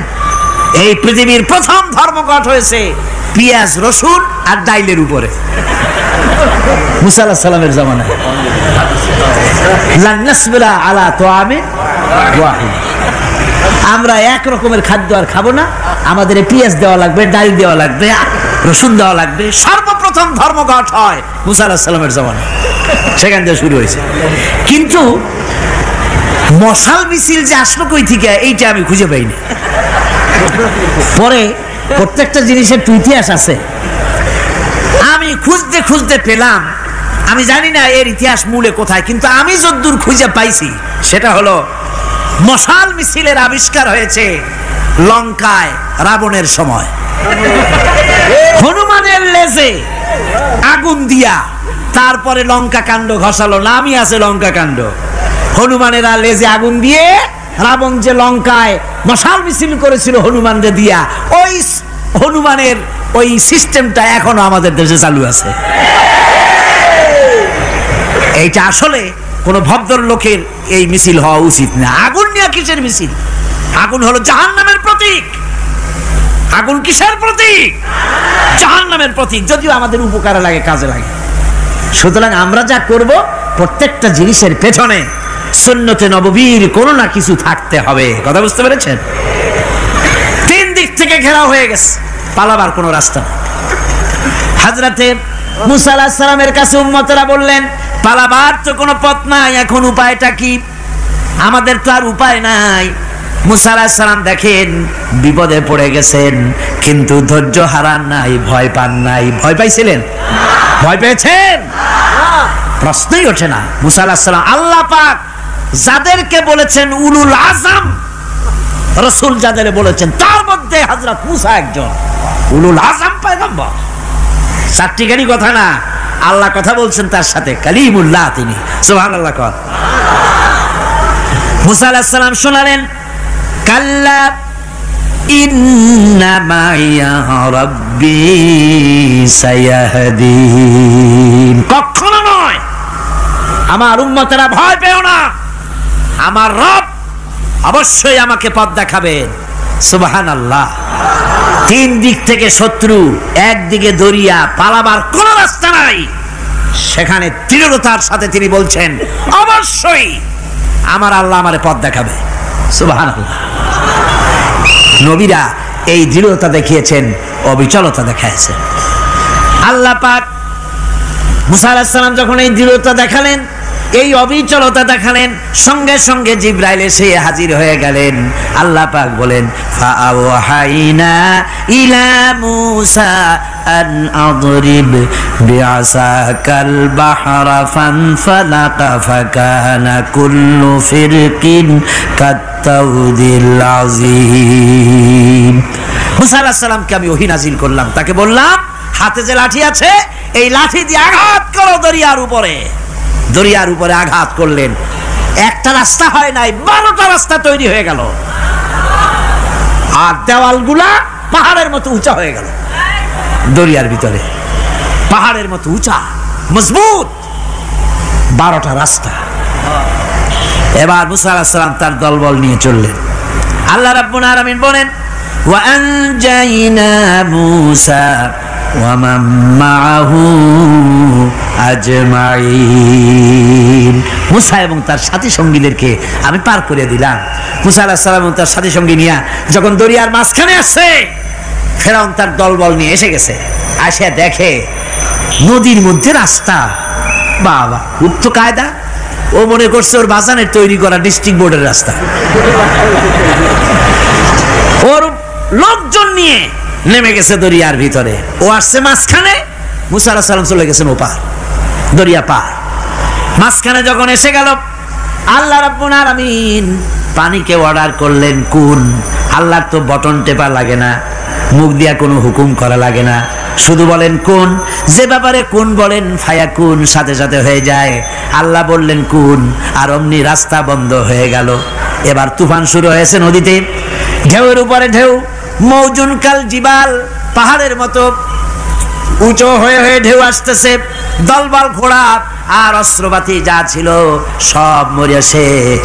এবার ফেরাউন একা উপরে ওঠে আর নিচে নামে, পানি খেতে খেতে পেটের কাম সারা। জনমের খাওয়া খাইছে পানি, এখন জান যায়, বাঁচবার আর উপায় নাই, বাঁচবার আর উপায় নাই। ফেরাউন তার নিজের জীবন সম্পর্কে হতাশ হয়ে গেল। এবার ফেরাউন বলতেছে, আমানতু আন্নাহু লা ইলাহা ইল্লাল্লাযী আমানাত বিহি বানু ইসরাঈল। আমি ঈমান আনলাম, আমি ঈমান আনলাম আল্লাহ ছাড়া কোনো ইলাহা নাই। ওই আল্লাহর উপর ঈমান আনলাম যে আল্লাহর উপর ঈমান এনেছে বনি ইসরাঈলেরা। আল্লাহ যাতে ঠিক পায় যে কোন আল্লাহর উপর ঈমান আনছে। বনি ইসরাঈলের আল্লাহর উপর ঈমান আনলাম। আল্লাহ, এই তো মুসলমান হয়ে গেছি, এরপরও আমার সুবাও কেন? আল্লাহ রাব্বুল আলামিন জবাবে বলেন, আল আন, এখন ওয়াকাদ আসাইতা ক্বাবলু ওয়া কুনতা মিনাল মুফসিদিন। এখন ঈমান আনার কথা বলছো, অথচ যুগের পর যুগ, বছরের পর বছর ধরে আমার মানুষের উপরে মন গড়া আইন চালাইছো, আমার পয়গম্বরের সাথে বেয়াদবি করেছো। আজ তোমাকে আমি ছাড়ছি না, তোমাকে আজকে ছেড়ে দেব না, আমি তোমাকে মারব। আর সমস্ত প্রাণীগুলিকে, স্থলচর প্রাণীগুলিকে আল্লাহ পাক অর্ডার দিয়া দিলেন, এই ফেরাউনের লাশকে ডুবাবি না, পচাবি না, খাবি না। আল ইয়াউমা নুনাজ্জিকা বিবাদানিক, আমি তোমার শরীরে বাঁচায় দেব। পোকে খাবে না, পানিতে পচবে না, মাছে খাবে না, কুমিরে খাবে না, দুনিয়ার কোনো পশুতে খাবে না। আমি তোরে শুটকি বানাইয়া রাখবো, যাতে করে দুনিয়ার সমস্ত ফেরাউন যত যুগে যুগে আসে তোরে দেখে যেন হেদায়েত নিতে পারে। ফেরাউনকে আল্লাহ শুটকি বানায় রাখছে। আমি ফেরাউনদের লাশ দেখেছি ব্রিটিশ মিউজিয়ামে। ফেরাউন তো একটা না, অনেকগুলা। আসলটারে অবশ্য দেখিনি। ব্রিটিশ মিউজিয়ামে ওই ফেরাউনগুলার লাশ যখন অসুবিধা হয়, মমিগুলি, তখন ইংল্যান্ডে নিয়ে যায় চিকিৎসা করাবার জন্য। চোখ টোক আছে গর্তের ভিতরে, তারপরে চামড়া টামড়া হাড়ের সাথে মিশানো, ওইভাবে চেহারা দেখলে মনে হয় যে সত্যি ফেরাউনিগুলা। আর ব্রিটিশের কাম মিশর থেকে না আনছে এমন কোনো জিনিস নাই। আমি সেখানে এক বক্তৃতা বলছিলাম, আপনারা এদের এখন সভ্য, এদের এখন ভদ্র, এরা হলো ইন্টারন্যাশনাল চোর। ওরা সারা দুনিয়া চুরি করেছে। লন্ডনে বক্তৃতা করেছি, সারাটা দুনিয়া চুরি করছে, আমাদের দেশকে শোষণ করেছে। এই বিশাল ভূভাগকে শোষণ করে ইংল্যান্ডের দ্বীপটাকে তারা সাজাইছে। তারা ময়ূর সিংহাসনের, শাহজাহানের ময়ূর সিংহাসনের ময়ূরের বাম চোখে কোহিনূর মণি লাগাইছিলেন। শাহজাহান ময়ূরের ডান চোখে কোহিনূর মণি লাগায় নাই। কোহিনূর মণির অনেক দাম, আমি দেখে এসেছি মণি। এখন সেটা কুইন এলিজাবেথের মুকুটের শোভা পাচ্ছে। সেই মণি এমনি বলে প্রবাদে, 7 রাজার ধন এক মাণিক্য। বলেন এরকম অনেক দাম। শাহজাহান দেখালেন আমি মুসলমান, আমার কাছে এটার দাম নাই, এই জন্য ময়ূরের ডান চোখে লাগালাম না, বাম চোখে লাগাই দিলাম। এইটারে চুরি করছে। তারপরে মিশর থেকে, মিশরের মমি চুরি করেছে, জুতা চুরি করছে, ছাতি চুরি করছে, পিসা চুরি করেছে। আমি বললাম এগুলা কি ভদ্রলোক নাকি? এরা জুতা চোর, পিসা চোর, লাঠি চোর, সব চুরি করেছে। যাই দেখেন ব্রিটিশ মিউজিয়ামের মধ্যে সব দুনিয়ার চুরি করা জিনিস নিয়ে তারা মানুষকে দেখাইয়া পয়সা অর্জন করছে। টিপু সুলতানের তরবারিটা পর্যন্ত চুরি করেছে। আজ পর্যন্ত ব্রিটিশ মিউজিয়ামে টিপু সুলতানের তরবারিটা আছে, আমি তরবারিটা দেখে এসেছি। আমার বন্ধুগণ, বলতেছিলাম যে পৃথিবীতে আল্লাহ রাব্বুল আলামিন নবীরা তাদের চরিত্র দিয়ে বিপদের মোকাবেলা করে, দুনিয়ার সামনে কঠিন বিপদের মোকাবেলা করে অবিচলতা, দৃঢ়তা দেখায় গেছেন যে কেমন করে এই পৃথিবীতে বিপদের সামনে মোকাবেলা করতে হয়। ধৈর্য ধরতে হবে। বিপদ আসবে পাহাড় সমান হয়ে, আপনাকে ধৈর্য ধারণ করতে হবে সেভাবে বুক বেঁধে। যেহেতু এটা যদি বিশ্বাস হয় যে আমার কিসমতে যা আছে তার থেকে বেশি কিছু হবে না, তাহলেই আপনার ধৈর্য আসবে, ভয় পাবেন না। কথা ঠিক কিনা কন?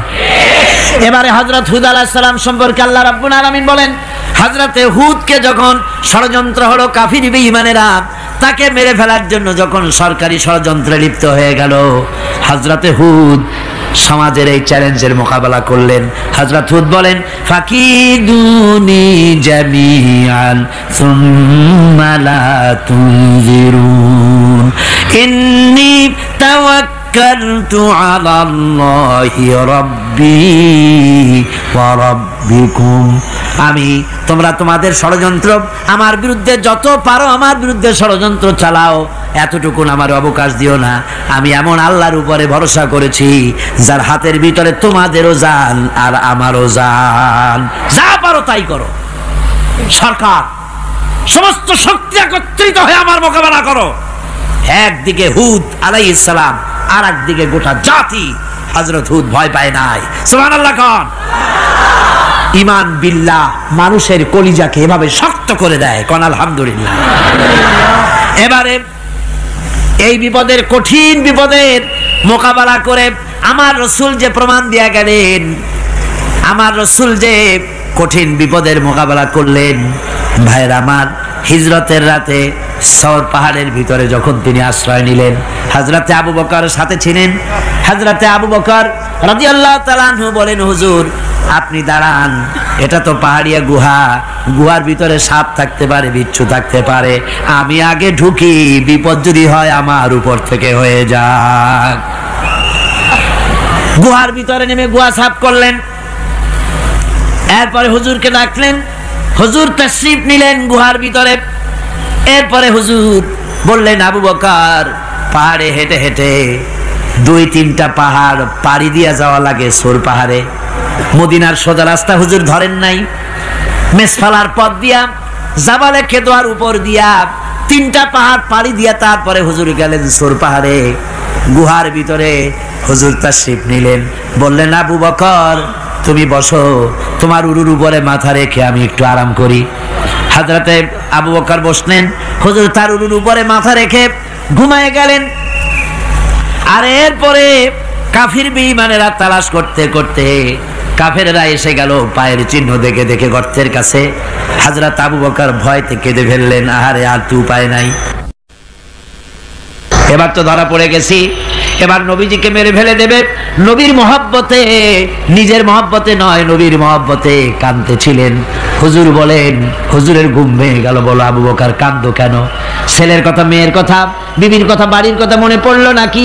হযরত আবু বকর বলেন, ইয়া রাসূলুল্লাহ, আল্লাহর কসম করে বলি, যেদিন ঈমান এনেছি এই কলিজার ভিতরে মা বাপ, স্ত্রী, পুত্র, পরিজন, এমনকি আমার নিজের জীবনের চাইতে আপনারে বেশি ভালোবাসি।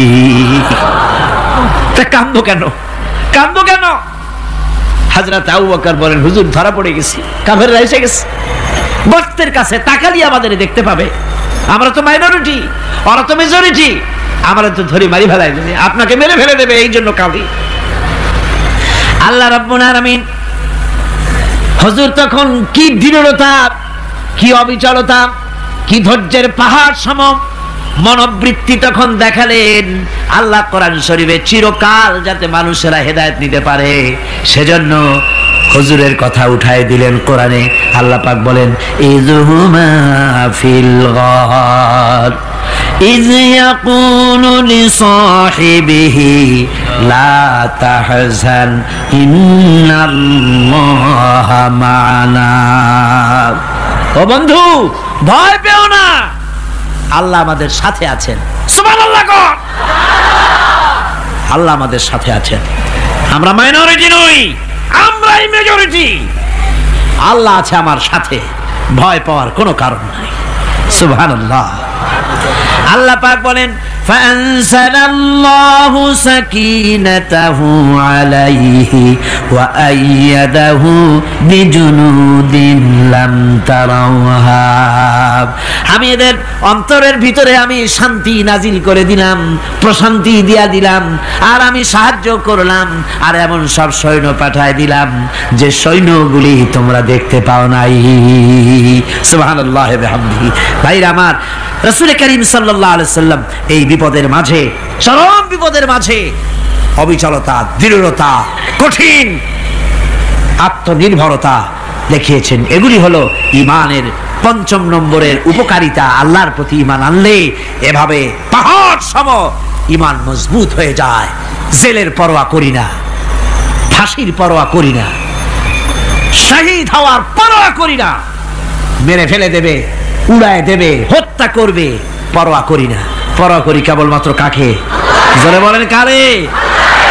এইরকম মুসলমান হাজার হাজার লাখ লাখ দরকার নাই, ৩১৩ জন যথেষ্ট। কয়জন যথেষ্ট? ৩১৩ জন যথেষ্ট। বদরে যারা জান দিয়ে মাল দিয়ে দিনকে প্রতিষ্ঠিত করেছিলেন, এরকম ৩১৩ জনই যথেষ্ট ছিল। আল্লাহর দিনকে কায়েম করার জন্য যদি রক্ত দেওয়া লাগে, তাহলে এই বিশাল জনসমুদ্রকে প্রশ্ন করি, ভয় পাবেন? রক্ত দিতে পারবেন? যদি জেলে যাওয়া লাগে যেতে পারবেন? যদি শহীদ হতে হয় তাও কি পারবেন? এই দৃঢ়তা, এই অবিচলতা, এই ঈমান, এই ধৈর্য শিক্ষা দেয়, এই উপকার করে ঈমান বিল্লাহ। আল্লাহর প্রতি ঈমান আনলে এভাবে পাহাড়ের মতো শক্ত হয়ে যায় কলিজা। কোন আলহামদুলিল্লাহ। আমার বন্ধুগণ, এবার আমি বলবো সর্বশেষ উপকারের কথাটা বলি, মোনাজাত ছেড়ে দেব। কয়টার কথা বলছিলাম? উপকার ৬টা উপকারের কথা বলেছি। অনেকগুলি বৈশিষ্ট্য, অনেকগুলি উপকারের মধ্যে আল্লাহর প্রতি ঈমানের ৬টা উপকারের কথা ৫টা বলা হয়ে গেছে। এবার ৬ষ্ঠ নম্বর এবং শেষ নম্বর, এটা হচ্ছে আল্লাহর প্রতি ঈমান আনলে পরে তার দ্বারা সবচাইতে বেশি ফায়দা পায় সমাজ এবং রাষ্ট্র। কোন আলহামদুলিল্লাহ, কোন আলহামদুলিল্লাহ। আল্লাহর প্রতি ঈমানের দ্বারা নৈতিক সংশোধন হয় এবং রাষ্ট্র আর সমাজ সবচাইতে বেশি উপকৃত হয়। কারণ হলো ঈমানদার ব্যক্তি আল্লাহর প্রতি যে ঈমান এনেছে, তার মনের মধ্যে ধারণা এটা হয়, আমার কোনো কাজ তো গোপন থাকে না। ইন্নাল্লাহা লা ইয়াখফা আলাইহি শাইউন ফিল আরদি ওয়ালা ফিস সামা। আল্লাহর কাছে গোপন বলতে কিছু নাই, আকাশেও নাই, জমিনেও নাই, কোনো কিছু গোপন নাই। সুতরাং আমি যা করি সব আল্লাহ দেখেন এবং শোনেন। এমনকি মানুষ যে কল্পনা করে, সে কল্পনাও আল্লাহ টের পায় না, নাকি? টের পায় কিনা? ওয়া ইন তুবদু মিন আনফুসিকুম আও তুখফুহু ইউহাসিবুকুম বিহিল্লাহ। মনের ভিতরে যে কল্পনা করো, আল্লাহ পাক বলেন এই কল্পনারও হিসাব আমি রব্বুল আলামিন তোমার কাছ থেকে নেব। ফায়ুআযযিবু মান ইয়াশাউ, যারে খুশি শাস্তি দেব, আর যারে খুশি আমি মাফ করে দেব। জোরে বলেন সুবহানাল্লাহ। ফায়াগফিরু লিমান ইয়াশা ওয়া ইউআযযিবু মান ইয়াশা, যারে খুশি মাফ করব, যারে খুশি শাস্তি দেব, কল্পনারও হিসাব নেব। এই কথা মুমিনের যদি জানা থাকে, তাহলে আর তার কোনো চিন্তা থাকে না, তার নৈতিক চরিত্র ভালো হয়ে যায়। কোন সুবহানাল্লাহ। মোনাজাতের কথা শুনে গতকাল বলছিলাম যে মোনাজাতের কথা শুনে যারা হাঁটে, আমি বুঝি না, আমার বুঝে আসে না যে এটা কেমন ধরনের নৈতিকতা? আপনি আপনার বিবেককে কি বুঝান? এই বিশাল জনসমুদ্র নিয়ে আল্লাহর কাছে হাত তুলবো, দোয়া করব, মোনাজাত করব, এই লোভ সম্বরণ করেন কি করে? আশ্চর্য কথা, আশ্চর্য কথা। আমার বন্ধুগণ, ইমানদার লোক, আল্লাহর প্রতি ঈমান আসলে পরে সমাজ উপকৃত হয়, রাষ্ট্র উপকৃত হয়ে যায়। যেহেতু বান্দা জানে আমি দায়িত্বহীন কোনো কথা বলতে পারবো না, দায়িত্বহীন কোনো কাজ করতে পারবো না। আল্লাহ পাক বলেছেন, মা ইয়ালফিযু মিন কাউলিন ইল্লা লাদাইহি রাকীবুন আতীদ। বান্দা এমন কোনো কথা বলে না যে কথা আমার ফেরেশতারা রেকর্ড করে না রাখে। কাজী মুমিন ব্যক্তি আল্লাহর ভয়তে দায়িত্বহীন কথা বলবে না। নির্বাচন আসতে পরে রাস্তা সোনা দিয়ে বান্দায় দেব, এই করব সেই করব, না খাইয়া কেউ মরবেন না।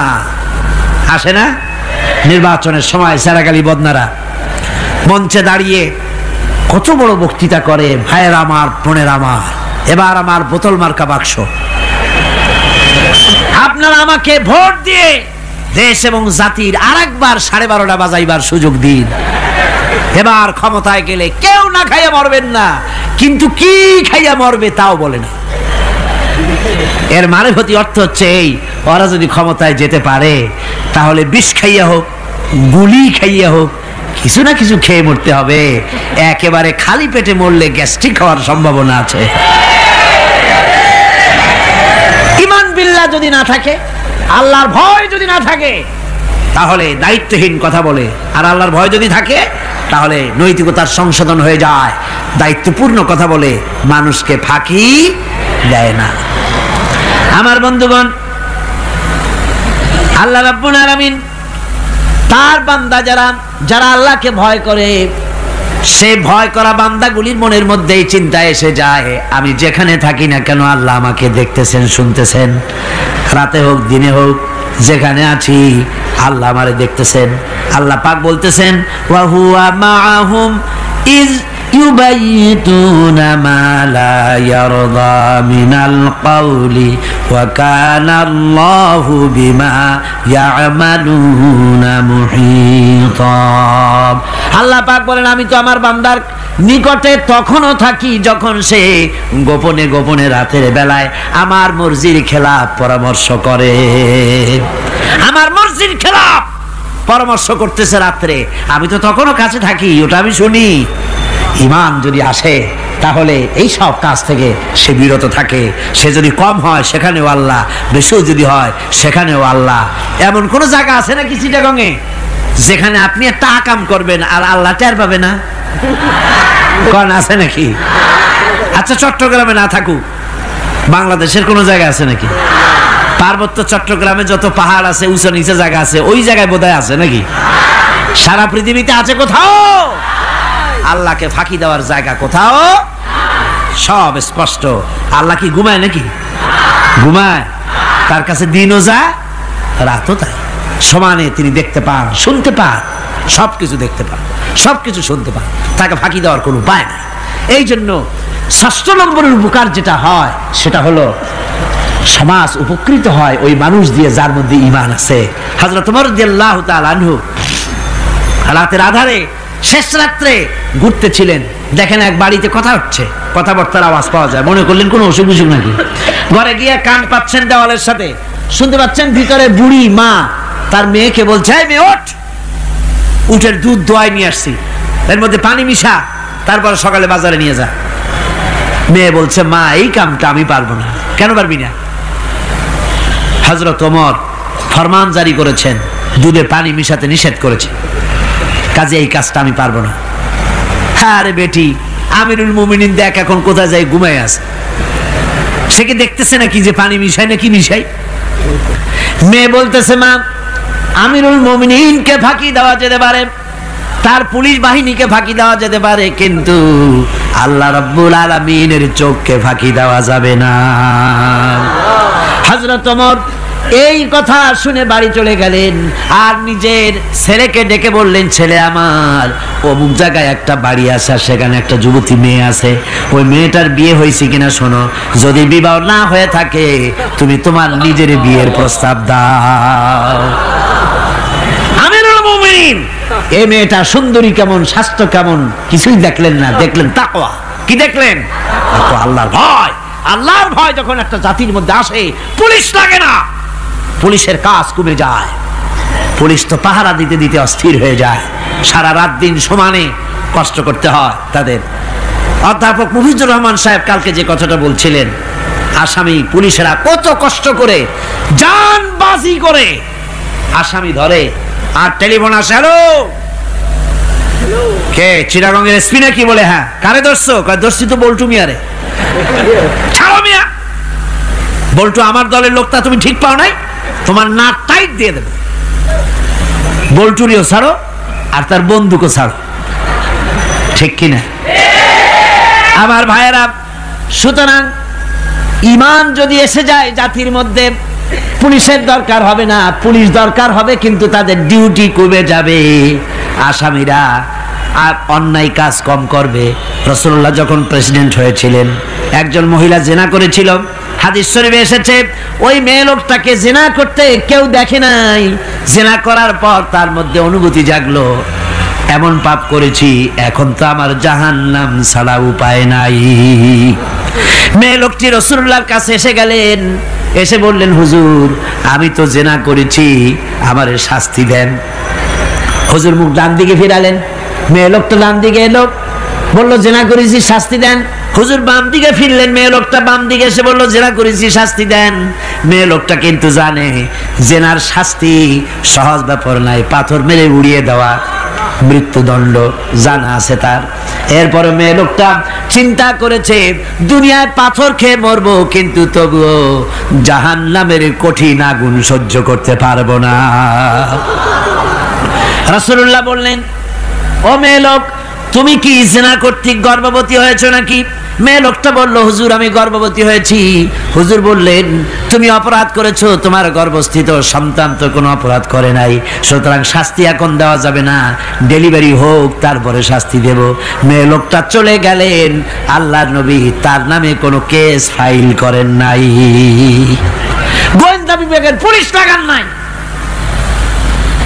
ডেলিভারির পর এই মেয়ে লোক আবার এসে হাজির, পুলিশ দিয়ে আনা লাগে নাই, আবার এসে হাজির, হুজুর আমি সেই হতভাগিনী, বলছিলেন ডেলিভারির পর বিচার করবেন, এই যে বাচ্চা হয়েছে, এ বাচ্চার দায়িত্ব কাউকে দেন, আর আমারে তাড়াতাড়ি শাস্তি দেন, আমি যদি মরে যাই আমি জাহান্নামে চলতে পারবো না। হুজুর বললেন, অপরাধ তুমি করেছো, এই বাচ্চার অধিকার আছে তোমার বুকের দুধ খাবে, আমি সেই অধিকার বাচ্চাকে নষ্ট করতে পারি না, বাচ্চা দুধ ছাড়ুক তারপরে এসো। 2 বছর যেতে না যেতে ওই মেয়ে লোকটি বাচ্চারে কোলে করে নিয়ে এসেছে, পুলিশ লাগে নাই, গোয়েন্দা বিভাগের কাউকে পাঠানো লাগে নাই, মেয়ে লোকটি বাচ্চা কোলে করে নিয়ে এসে হাজির, হুজুর আমারে চিনছেন নাকি? আমি তো সেই হতভাগিনী, জেনা করছিলাম, বিচার চাইছিলাম, ডেলিভারি পরে হবে বলছিলেন, দুধ ছেড়ে দিলে পরে হবে বলেছিলেন, আমার ছেলে এখন দুধ ছেড়ে দিয়েছে, আমি তারে রুটি খাওয়া শিখাইছি, দুধ ছাড়া এখন সে বাঁচবে, আমি তার হাতে রুটি দিয়ে আনছি, দেখেন ও রুটি খেতে পারে, আর দেরি করবেন না, আমার বিচার করে দেন। রাসূলুল্লাহ ছেলেটার দায়িত্ব কাউকে দিয়ে দিলেন, আর বললেন এই মহিলাটিকে নিয়ে যাও, বুক পর্যন্ত মাটির মধ্যে গেড়ে দিয়ে তারপরে রজম করো। মেয়ে লোকটিকে বুক পর্যন্ত গেড়ে দেওয়া হলো, চতুর্দিক থেকে পাথর মারা হচ্ছিল, পাথরে লেগে শরীরে রক্ত ছিটে এক সাহাবীর গায়ে লাগলো, সাহাবী তারে গালি দিয়েছিলেন, হুজুর শুনে বললেন সাহাবী গালি দিও না, এই মেয়ে লোকের তওবা আল্লাহর কাছে এত কবুল হয়ে গেছে, যদি এই তওবাকে ভাগ করে দেওয়া হয় গোটা মদিনাবাসীর নাজাতের জন্য তা যথেষ্ট হয়ে যাবে। সুবহানাল্লাহ, পুলিশ লাগে নাই, এমন সমাজ কায়েম হয়, ঈমান বিল্লাহ, আল্লাহর প্রতি ঈমান যদি এসে যায়, জাতির যদি রক্তে হলন্দ্রে রগে রেশায় যদি ঈমান এসে যায়, তাহলে পুলিশ, বিডিআর, আর্মি আরামে ঘুমাবে, তাদের জন্য পরিশ্রম হবে না, কষ্ট হবে না, অপরাধ প্রবণতা কমে যাবে, মানুষের অশান্তি কমে যাবে, শান্তির বন্যা প্রবাহিত হয়ে যাবে। সুবহানাল্লাহি বিহামদিহি। এই জন্য রাসূলুল্লাহ বলেছিলেন, খাইরুল কুরুনে কারনি, সর্বশ্রেষ্ঠ যুগ কার যুগ? জোরে বলেন না, সর্বশ্রেষ্ঠ যুগ কার যুগ? রাসূলুল্লাহর যুগ। জোরে কোন কার যুগ? রাসূলুল্লাহর যুগ।